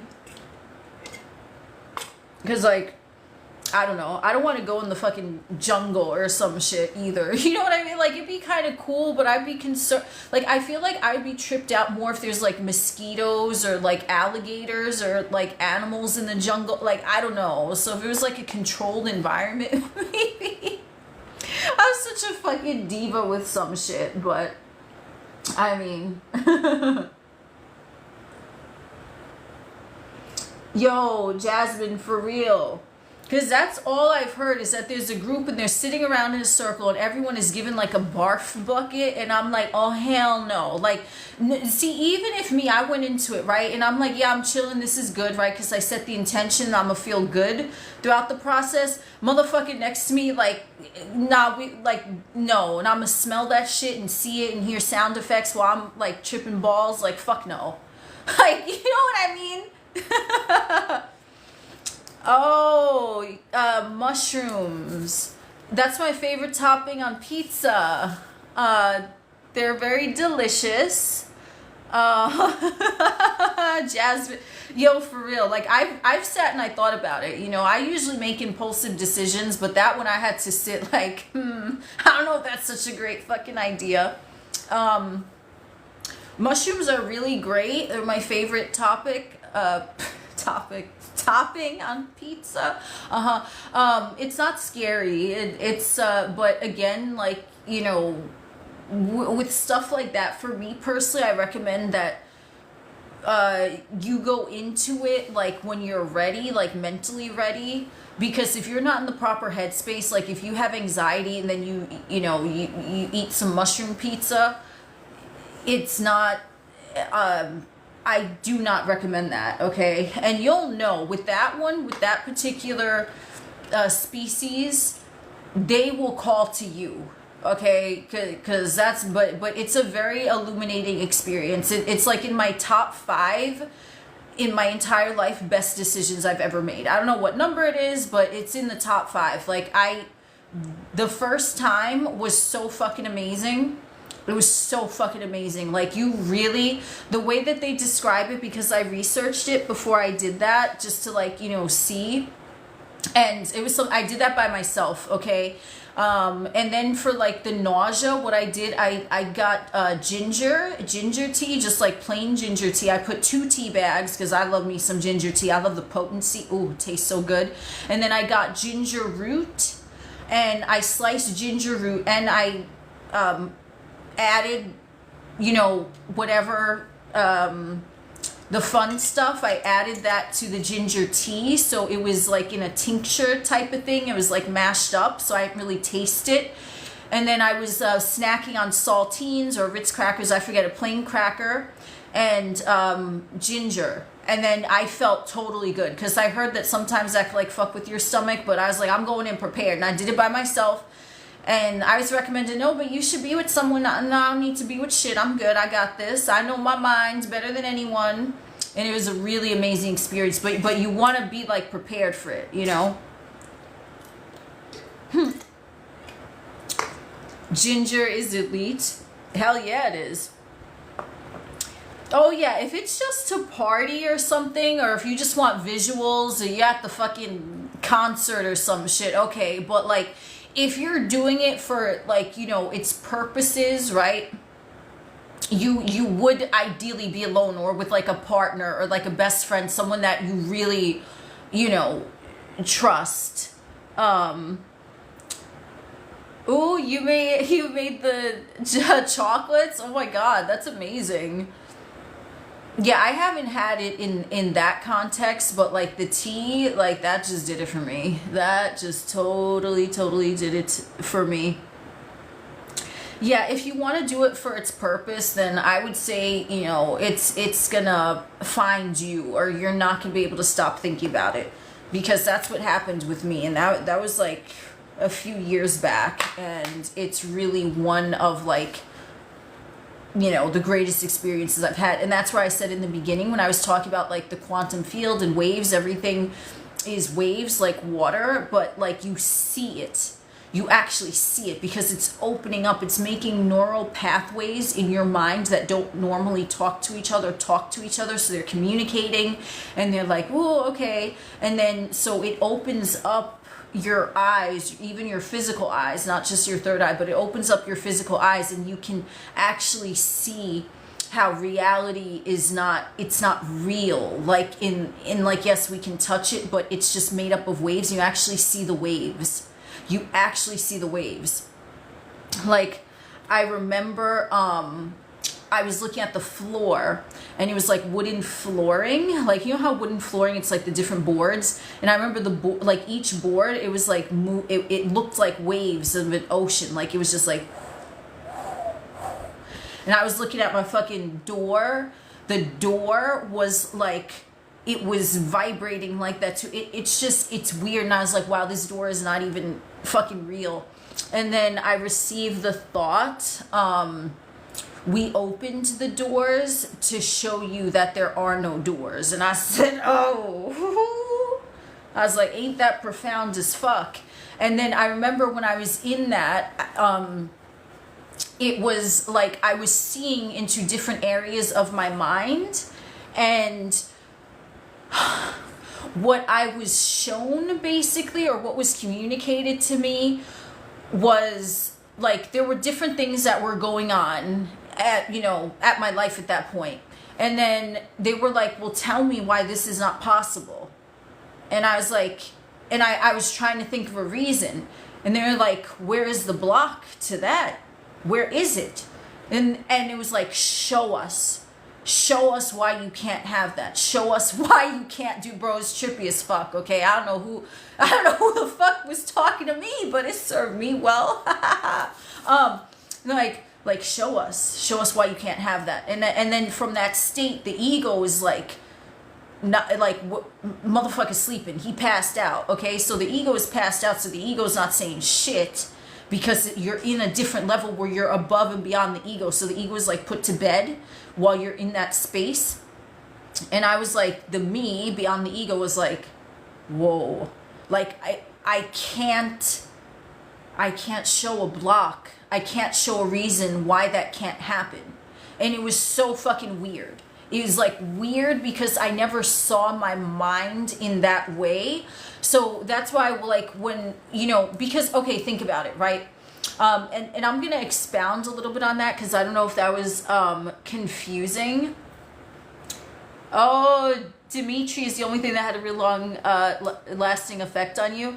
Hell yeah, I've heard that. I really like. I've hung out with Dimitri a few times, but like mildly. Like I never hung out with Dimitri in like a full blown experience. I definitely want to though. So at some point that'll happen. But the thing with what I was just saying about the doors in the mind and show us blah blah blah, like everything is made up of waves, right? So even if you perceive something as a brick wall in the 3D and your ego would be like, well, this is the reason why I can't have it, it's really movable, okay? It's malleable. And like when you're at an elevated state of consciousness, you see that it's movable, like it doesn't even exist. The ego is the only thing that is perceiving that there is something stopping you from having the thing right now. So when you put the ego to bed, and the more you train the ego to calm the fuck down and just relax, if you feel like you're getting triggered, the more higher in consciousness you're going to be, with or without, you know, mushroom pizza and all of that. Because you're telling the ego to like, okay, just, yeah, calm down, because the only thing that perceives lack or separation is the ego. Your higher self, it's like, well, show me where the block is, and I couldn't, because the ego was put to bed. And I will never forget that, because they're like, where is it? Oh, this brick wall here, it's dissolved. You created the brick wall. And I was like, oh shit, like it is wild. But I mean, I highly recommend that. Only if it's calling to you, you know, and only under, if you want to, you know, if you want the experience, then that's, you know, a good recommendation of mine.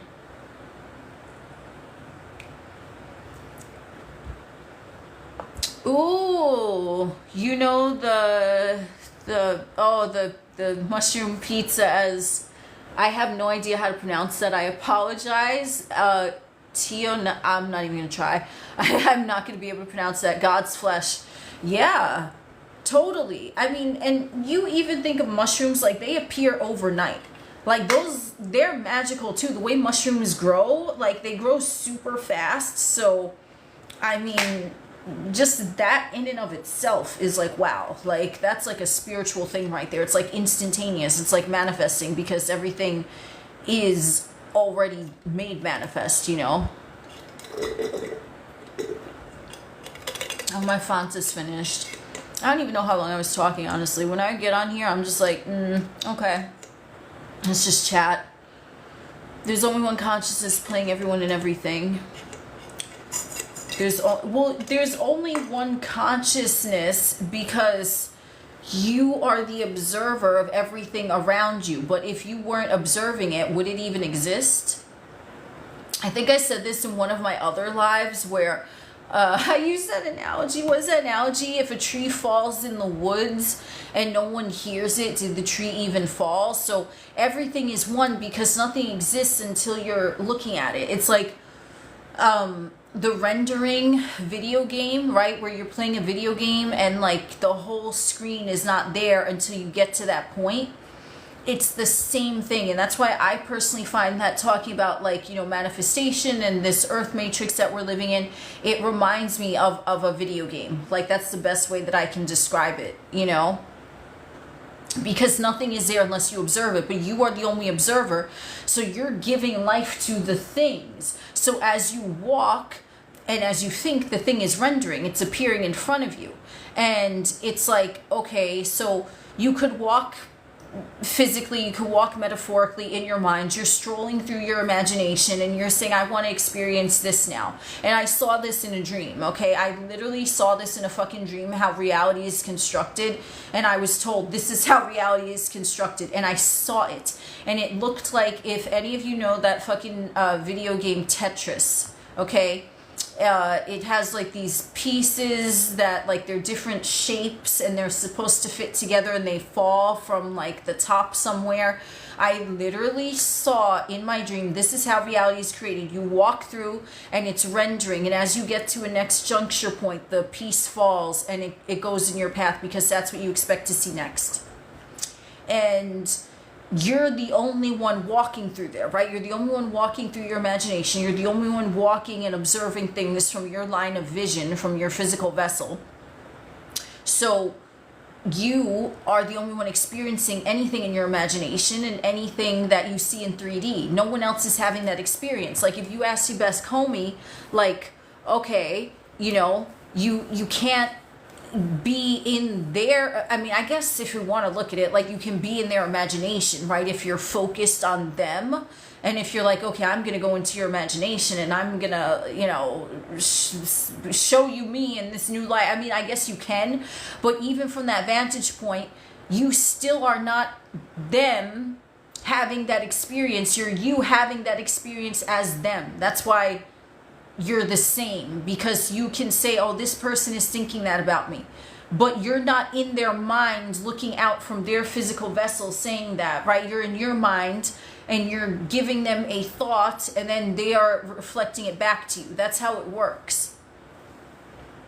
So if someone, you know, is behaving so we are all each other, well, in a way, like, I mean, yes, in terms of consciousness, like your thoughts are not private. Like if you have thoughts about individuals because you are them, that's why your thoughts are not private. So it's going to them. So it's going to seem like someone delivered to you that message, someone who is in a different vessel than you. It's going to seem like it might have come from the outside, but it still came from within you. So you're them in terms of consciousness. Are you them as if you're their vessel? I mean, you know, you're not in their vessel, are you? Unless you want to be, and then you, I don't know, maybe rampage some affirmations. I'm in their vessel. I'm in their vessel. Like, you know, and I've done a few of the calls from inside the house. That's a good one, Matrix Mirror. Hell yeah, I love that phrase. I mean, definitely. Okay. So if anyone is behaving in a way that you don't like, you are them to an extent,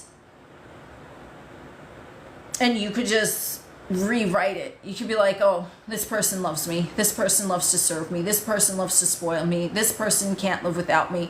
Or, you know, if you don't want someone there, you know, you would just say, oh, who? They don't exist. Like, you wouldn't give that any attention, because remember, if they're you and there's one consciousness, if you turn your spotlight over here, you're no longer illuminating that timeline where that individual exists and they're gone, you know?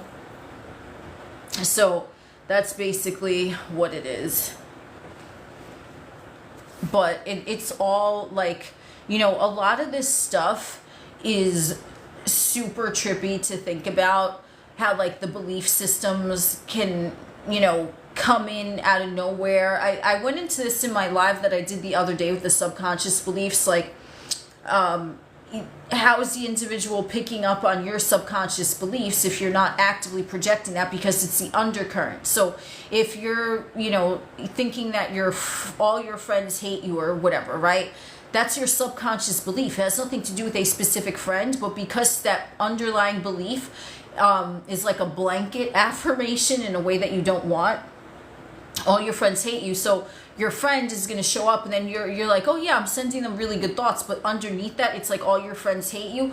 You're going to start to see that behavior in both, not because that person has free will and is doing anything to fuck you over, but because they're responding to both your conscious thought about them and your subconscious belief about friends. And because they're showing up in your friendship sector, they have no choice but to abide by that. Okay, so there can be different you know, different beliefs that you have about different brackets of people in your experience. So like, let's think about, okay, relationships, intimate partners, family members, friendships, neighbors, co-workers, right? Like, they're all different brackets. So what beliefs do you have about all of those different brackets? Because it might not be the same belief for all of them. You might think all your neighbors are amazing, but all your coworkers are shitty.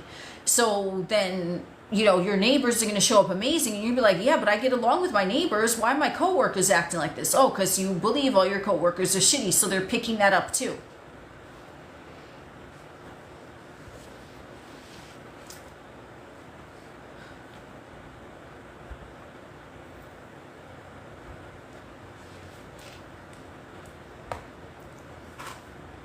Mind control needs to be seated in the subconscious, or the healing will come in other ways. It's oh shit, mind control.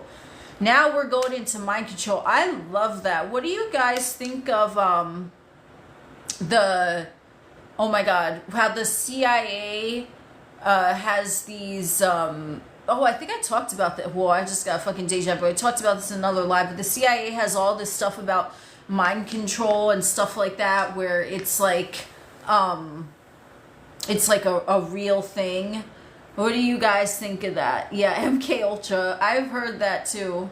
I've heard that. I mean, the thing is, like, I knew that this stuff was real before even reading any of those CIA documents. So it's like, okay, you know, not because I knew it logically, but because I experienced it. And I'm like, yo, this shit is kind of weird. Like, what is going on here? I think about something and it happens. So, like, I always knew there was, but I don't need backup. I don't need evidence of someone to show me, okay, this shit is true or not, right? But then when I read the CIA shit, I'm like, oh, okay, well, it's a known thing. Cool, no problem.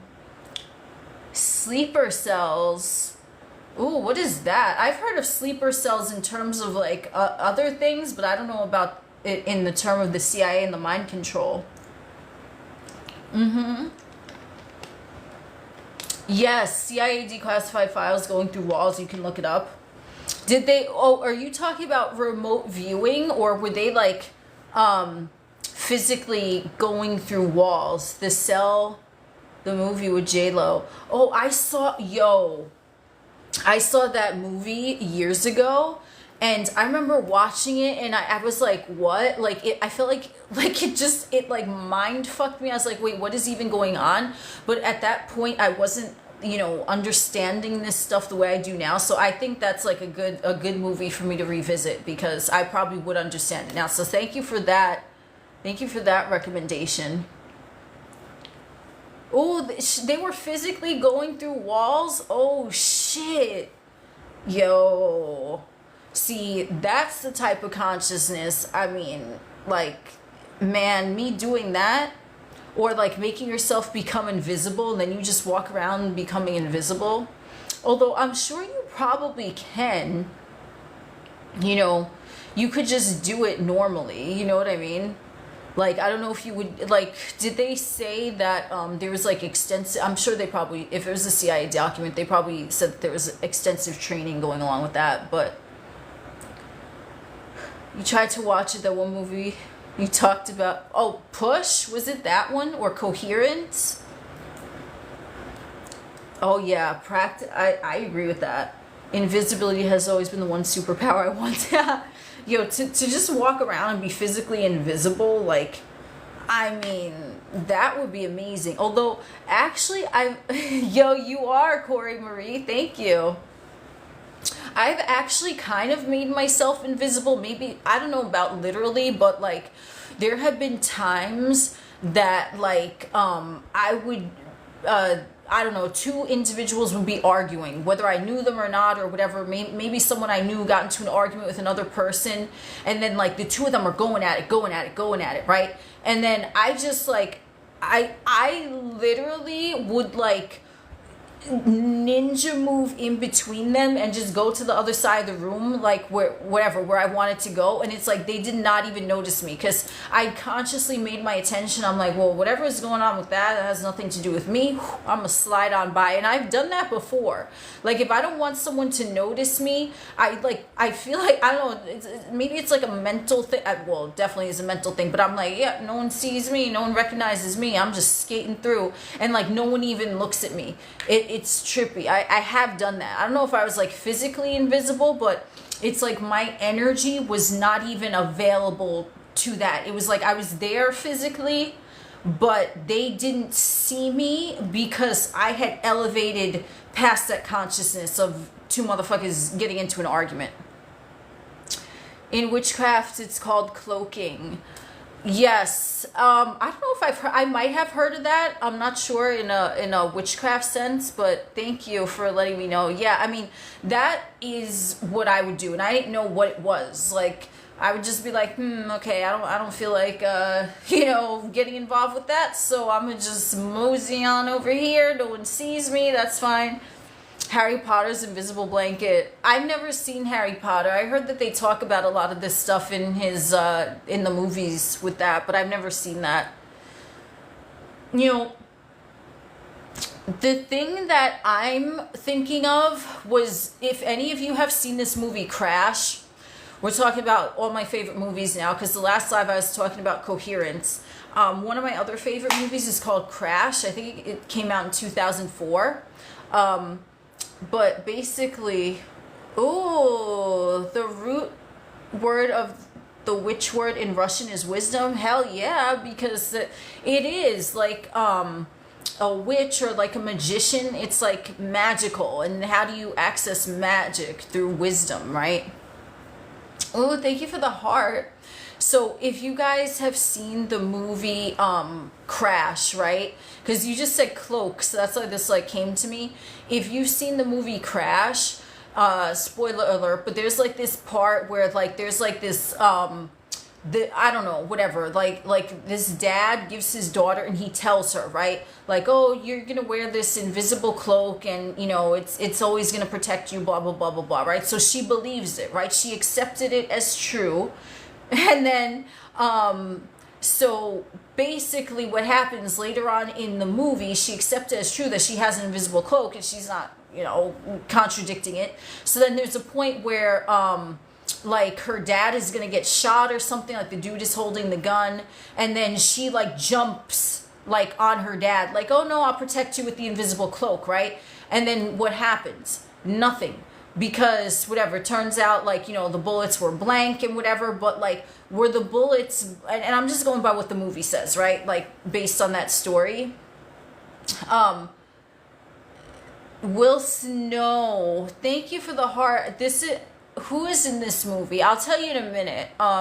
But basically, so she jumps on her dad. Thank you for the heart. And she protects him. The bullets were blank. Then we find out later that, you know, the bullets were blank. But were the bullets blank because the bullets were blank, or because her belief in the invisible cloak, right, just intercepted that timeline where the dude would have gotten the real bullets? Because we see after we watch that scene, oh thank you, that, you know, there was an option for him to have the real bullets, but he, you know, whatever, his daughter flipped it out and gave him the blanks, whatever. So it's like, this is what I'm talking about. I know this is a movie, but you know, in a lot of movies, especially things that they call sci-fi, ooh, thank you for that, that's fun, that they will tell you how it really is, like mind power and shit like that. So basically, it's like, if you believe in something, whether it's an invisible cloak, a lucky rabbit's foot, or whatever the case, right?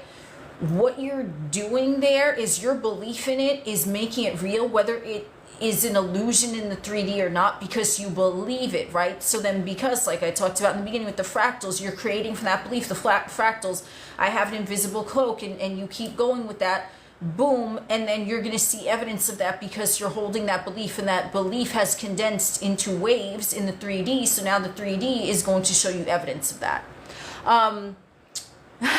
Crash the Cell, oh hell yeah, me too. I do want to revisit The Cell, but no, the movie Crash is 2004. It didn't have Will Smith in it. It has Ryan Felipe. It has Terrence Howard. Who else? Sandra Bullock. It has those people in it. So if you just type one of those names with Crash 2004, you'll find it. Those are all that I remember who was in there.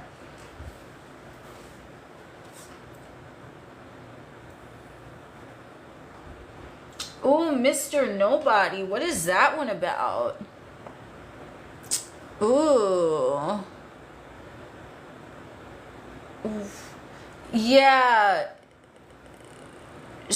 Wait. Oh, wait. Corey Marie, are you talking about... Okay, because there's another movie with Sandra Bullock where there's some crash. But this is a different movie than Crash. It's like there was a car crash with her husband in it, and she was getting premonitions of it, and for like a week she thought her husband was dead or some shit.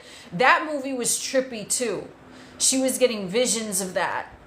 But that was a different... I forget... What is the name of that movie? Because I do not remember. Jared Leto.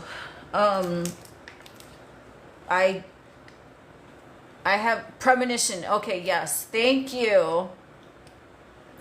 I don't remember Jared Leto. I know how you say his. I don't know how to pronounce anyone's name. Leto, whatever. That guy. I do not remember what movie he was in. A movie with Sandra Bullock. Ooh, Mr. Nobody has 3 childhood friends in the timeline of each what his life would be. Ooh, that's interesting. Who's a cult leader? I had to check out Mr. Nobody too. Let me write that in my notes because why not? Am I going to have like a movie marathon tomorrow? I just might actually. I do want to start with The Cell because I think I would be able to understand it better now.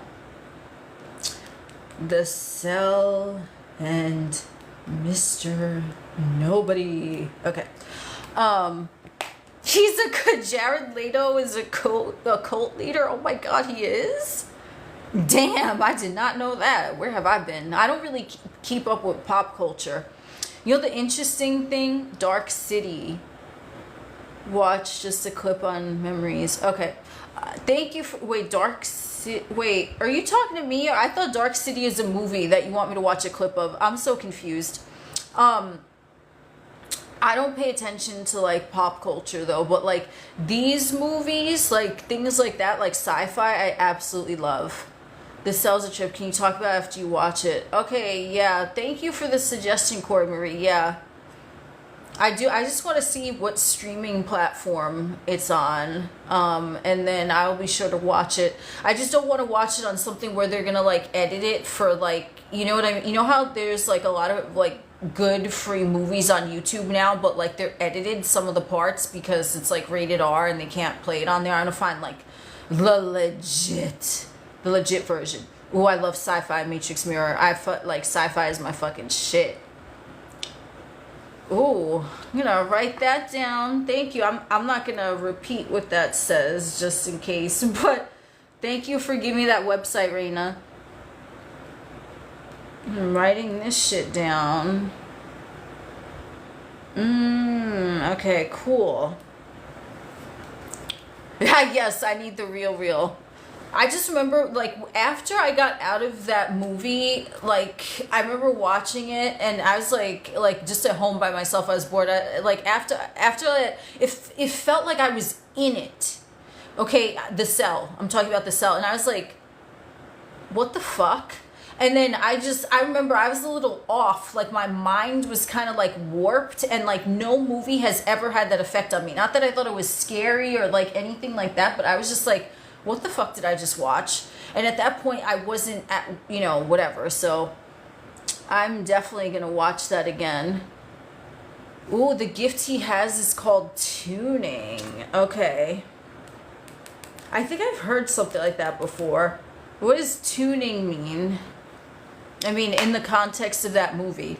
Because I could see it meaning a lot of things. Like you're tuning yourself to the frequency or something. Oh, the cell is like going into the mind of a dark mind being stuck there. Okay. Interesting. Wow. Okay. I love me a dark mind. I'm good with dark minds. I fucking love it. Like, I'm cool with that. Changing physical reality with thoughts. Okay, cool. Tuning. Yeah, like, the thing in these sci-fi movies, it's like they tell you, at least in my opinion, how things really operate, but like most people, just are like, okay, yeah, it's science fiction, it's not real, and it's really real. But like, what is real? Only something that we perceive as real, right?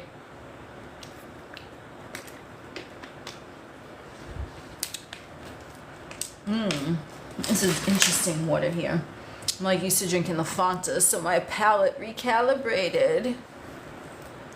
Are there any other good movie recommendations that you guys have in terms of like, I don't know, mental stuff or like something psychological with manifestation or like jumping timelines? because I feel like kind of Crash, that movie that I talked about, was a little bit into like jumping timelines, because at the end it shows how like everyone was all connected. So it's like, if you think about that, that's kind of like the bridge of incidents, as Neville says, where everything is all connected. And like, if, what does he say, 10,000 men need to move, a million men, whatever they need to move to make your desire happen, they will move, and everything is orchestrated. Oh, Vanilla Sky, I fucking love, that's another, Crash, Coherence, Vanilla Sky, they're all in my top 5 favorite movies. All in my top 5, up there with Interstellar and Inception. And they're all kind of the same genre. If you've, you know, Dark Matter is a good series. I'll have to check that out. Thank you, Bree.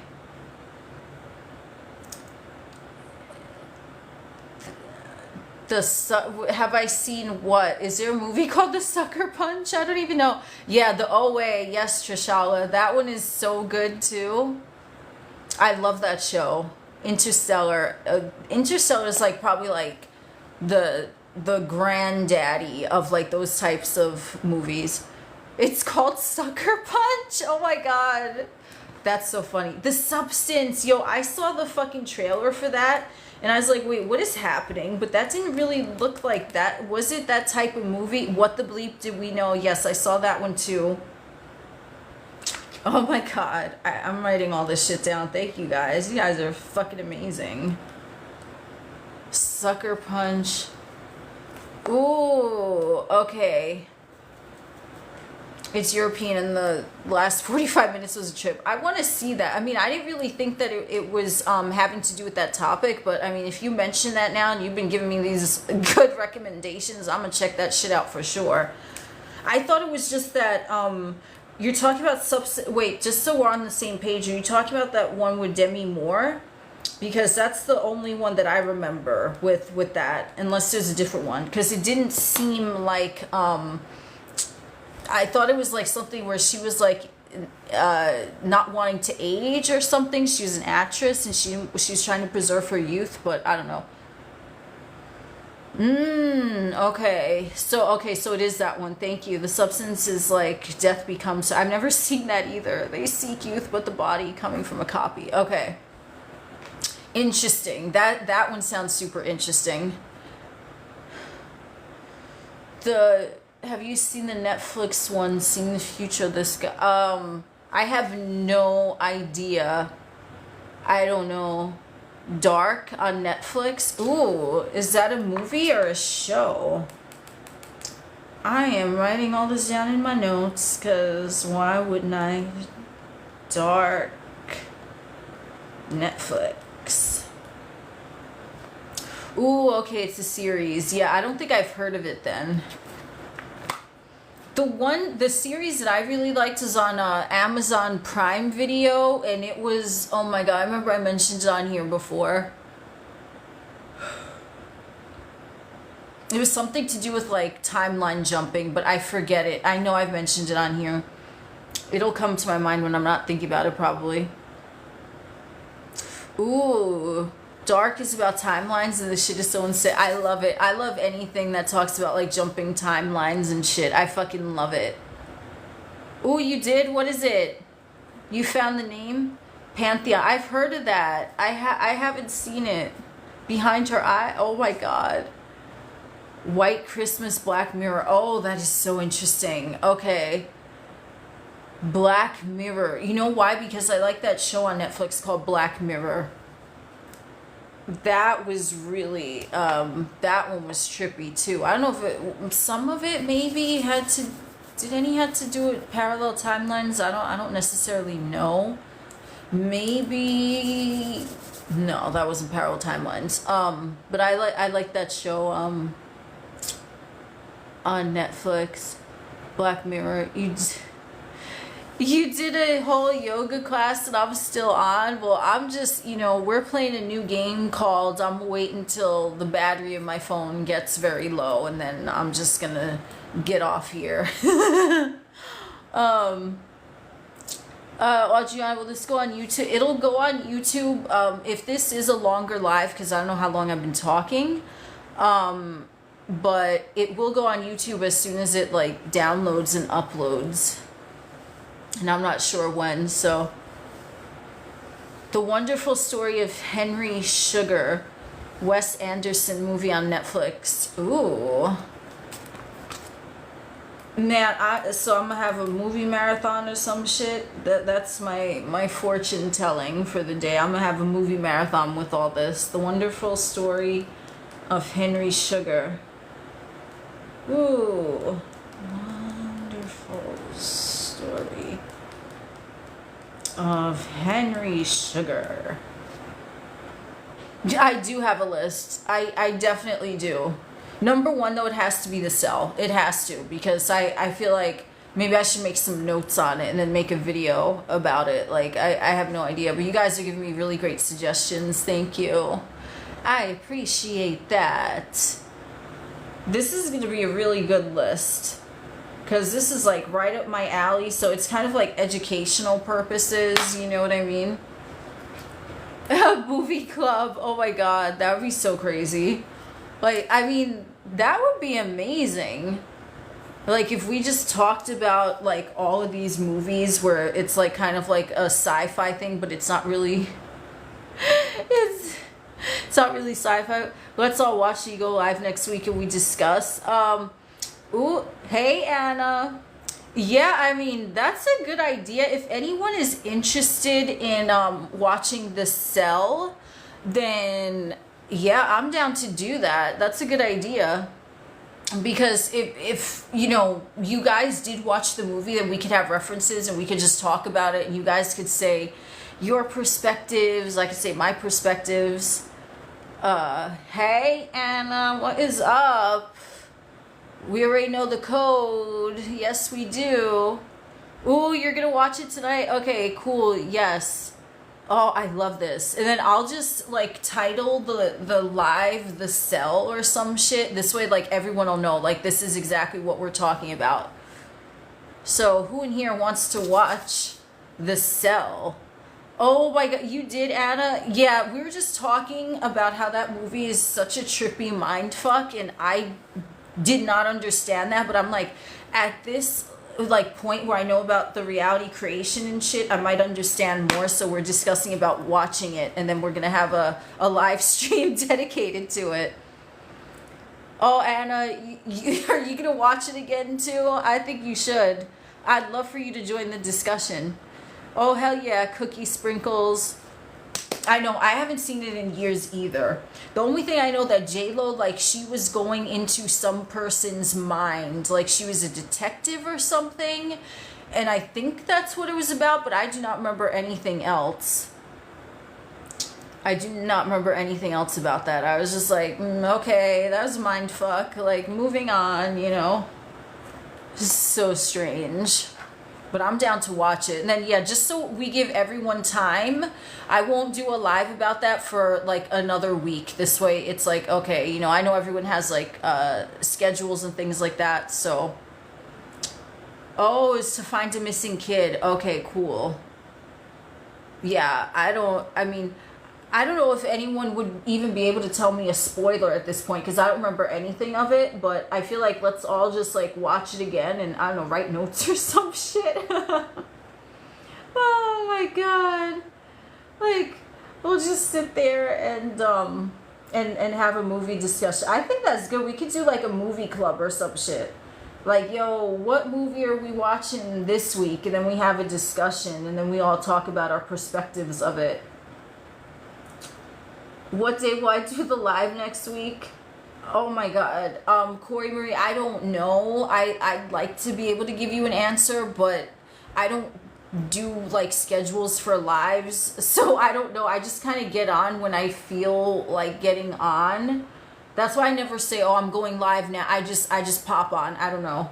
Exactly. Time doesn't exist. That's where I don't even know when I post things. Like, I don't have that. I'm live every day at 12. Like, what if I don't feel like it in that moment? You know what I mean? I don't want to, like...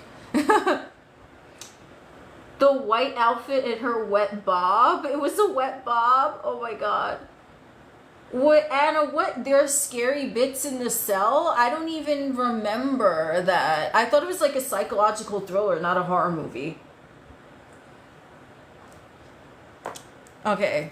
Now we've come to this where I'm gonna Google the cell to see the wet bob. Like, I don't remember that at all, but like, okay.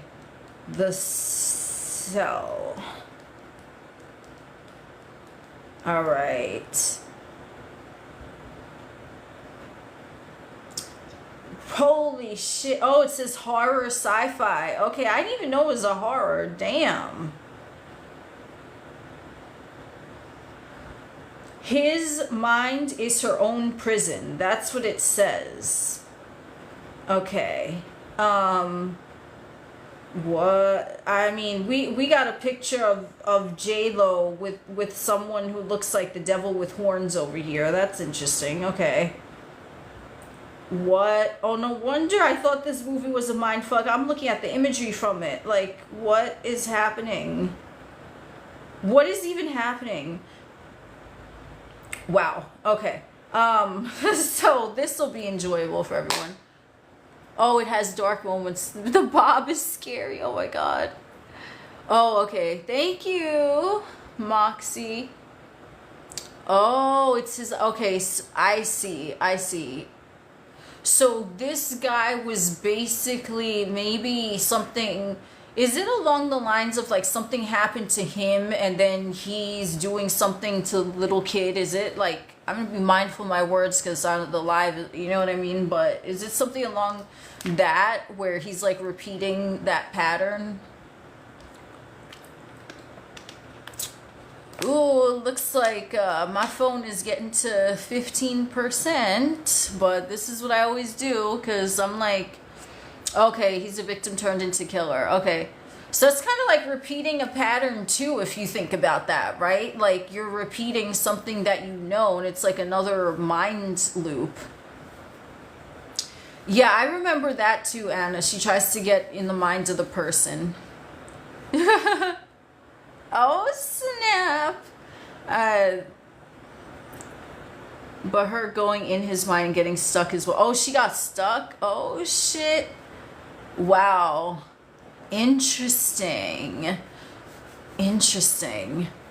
Yeah, I don't know. I'm gonna have to see it, and then I'll probably, you know what? I'll probably sit and fucking take notes. I'll sit and take notes, and then I'll just like keep stopping it. That's how I typically watch movies anyway, because I always see some weird stuff that I'm like, wait, this means something. I take notes, especially with sci-fi ones. Yo, we are all over the place. We have no idea what the movie is about. Oh my god. Woo. Hell yeah. This live movie, this live about the movie The Cell is going to be good. Oh my god, not Rapture talk. Yo, what the fuck? Like, what even was that, man? Like, it was to a point where I'm like, why is this shit even on my feed? Like, that is nothing like the things that that I look at. Live movie, yeah, broadcasting live from the Twilight Zone, as we already know. The Twilight Zone. Guys, you know what's so crazy? Is that I was telling a good friend of mine, I was like, I feel like I'm living in the Twilight Zone. And literally the next day, I was at a place, and it was called the Twilight Zone. And I had no idea until I got there. And I was like, wow, like I fucking manifested it. And it literally was called the Twilight Zone, like in 3D. I was like, oh shit. So, like, I said it kind of metaphorically joking, and, you know what, the Matrix was like, oh, you want to be in the Twilight Zone, here you go. And I was like, oh, all right. I thought Rapture Talk was some of the best comedy.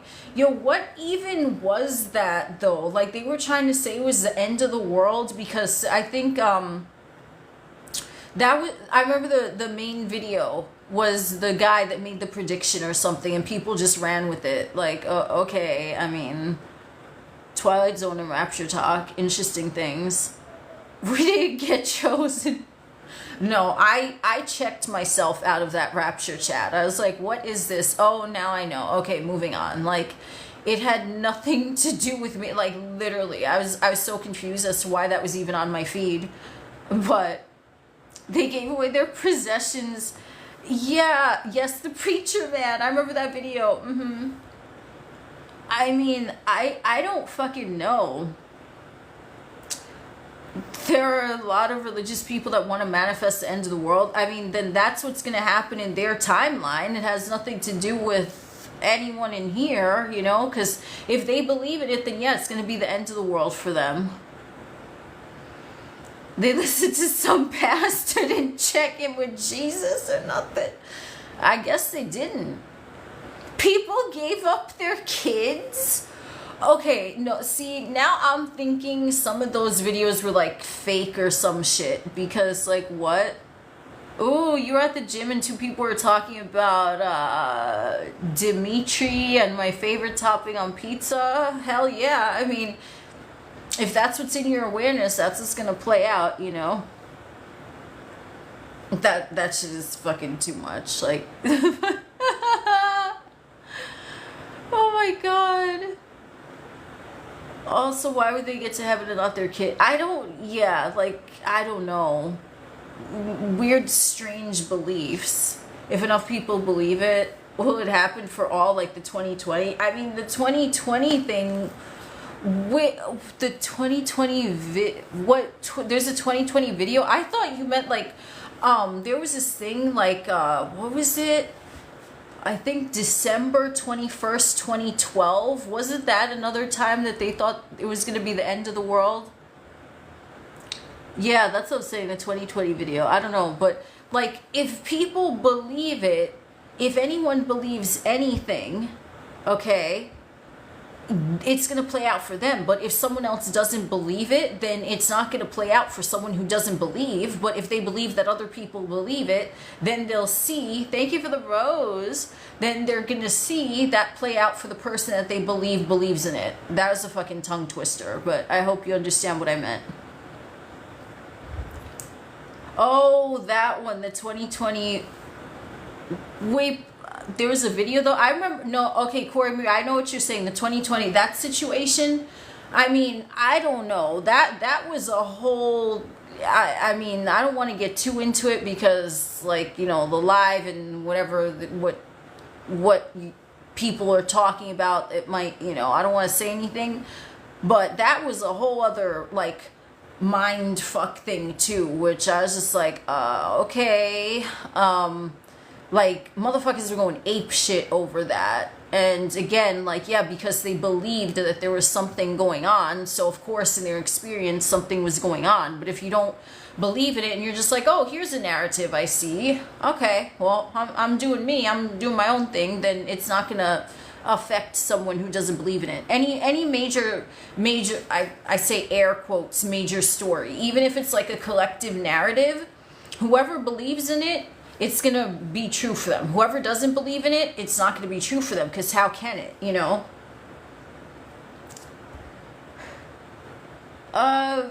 Well, there's a shared reality to an extent. Anna's a pangolin. I mean, there is a shared reality, which is what I call collective consciousness. So this is what I was saying about, like, you go to school and you get indoctrinated with these beliefs, right? You have to work hard and go to college and all that. So it's the same thing with, like, a news. Hell yeah, I remember Pangolin. How am I gonna forget my boy Pangolin? So there's collective beliefs, but it's still up to the individual observer.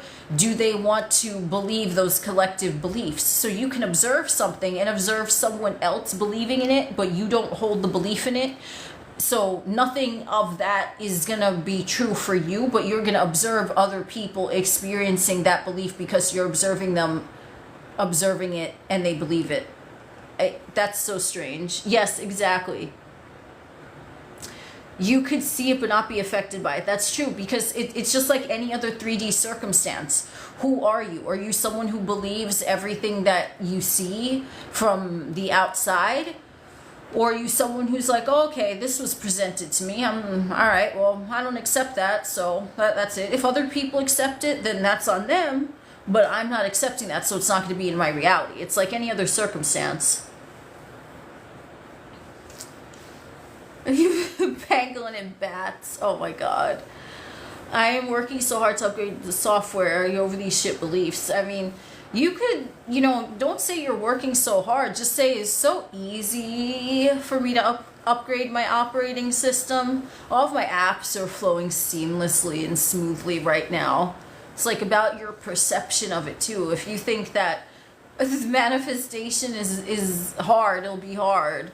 That's so funny. That is so funny. I love it. Yeah, get the job done.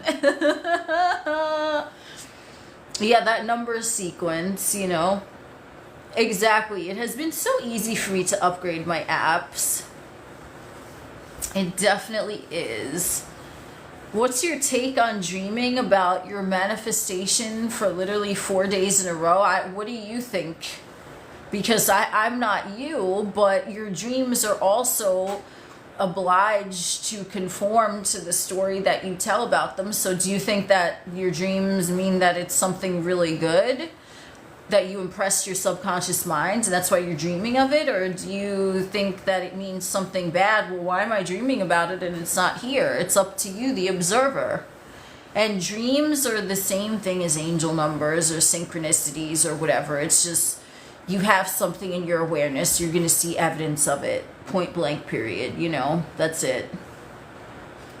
Exactly. You assign whatever you want. So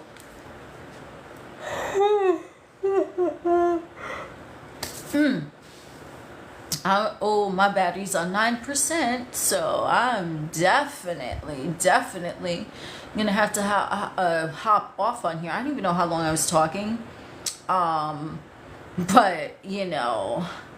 I think we had excellent discussions in here, like everything.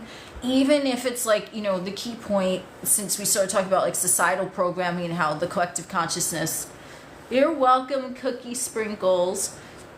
Even if it's a societal belief, even if it's like something in society that everyone else is looking at, everyone else is partaking in, if you don't believe in it, you don't believe in it.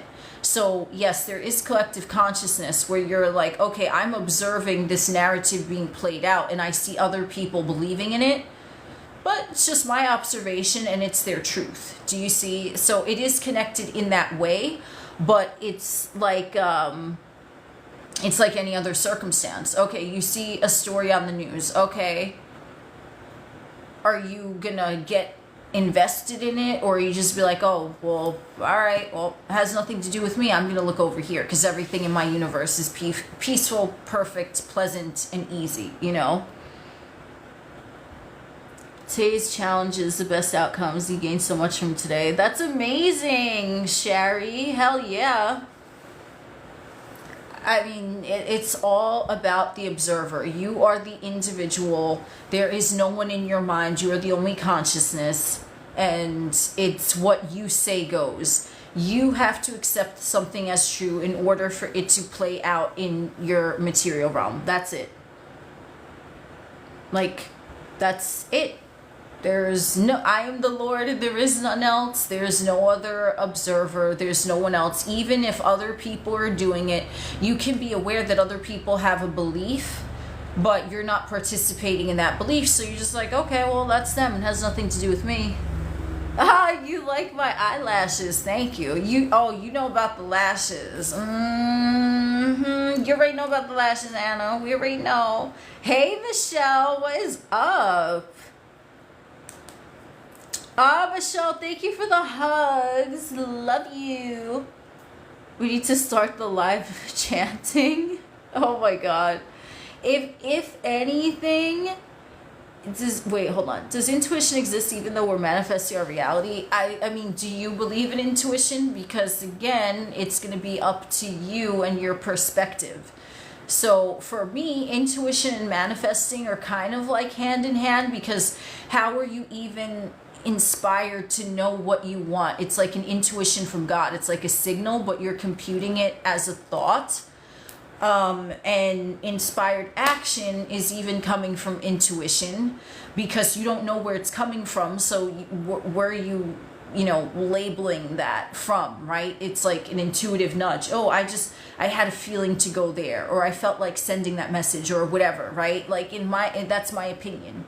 But if you don't believe in intuition, then you call it inspired action. So it's really up to you, It's what you think exists, Jillian, that's what you don't understand. How do you know what you want to even manifest? Because it's like, in my opinion, it's like this is a video game, so you're playing the video game with the avatar, and your avatar is your flesh suit, and then you're like, okay, I want to go to this world in the video game next, right? You're the observer, as your God, source, universe, right? And then you're like, this is what I would experience next. But then how do you interpret that, right? It has to go through a thought, and then boom, that's it. So, that's my perspective on it. I am God and there is none else. Exactly. Like, if anyone... Ooh, that's a good question, Jillian. Like, if you have two paths to choose, how do you know what's right to manifest? That, there's no right or wrong, because it's what is right or wrong. It's the same thing, different degree. It's up to the observer. But something that's right, from what I think you're saying, is more along the lines of like what feels the most natural, like your next natural step, what feels the most calm and at ease in your body.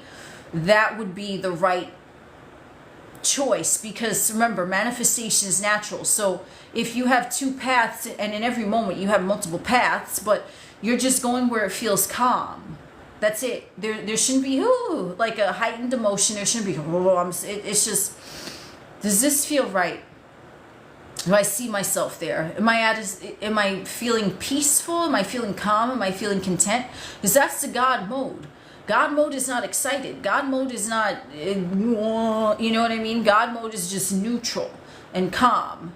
So I would suggest, following what brings you peace, and what is, yeah, of course, there's choices in every moment,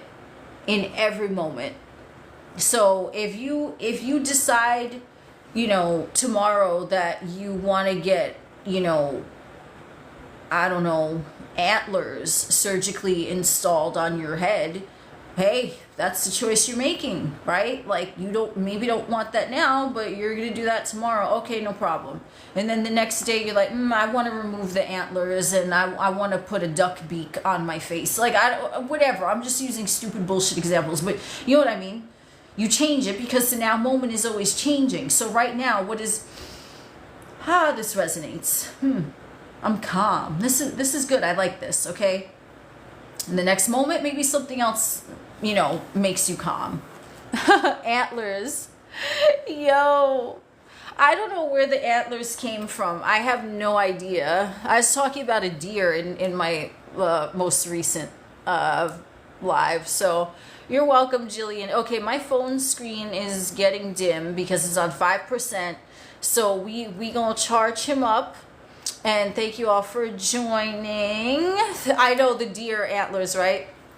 Thank you for the likes, the gifts, the comments, the great conversations. Thank you for liking the live, loving the live. Thank you all so much. And good day, good morning, good night, good evening, wherever you are. Woo! Yeah, Jillian, thank you for the question. Thank you, Moxie. Thank you, everyone, for joining. And I will be posting this on YouTube. I don't know. This is a longer live, so I don't know how long it's going to take to upload. But I will talk to you guys later. Bye.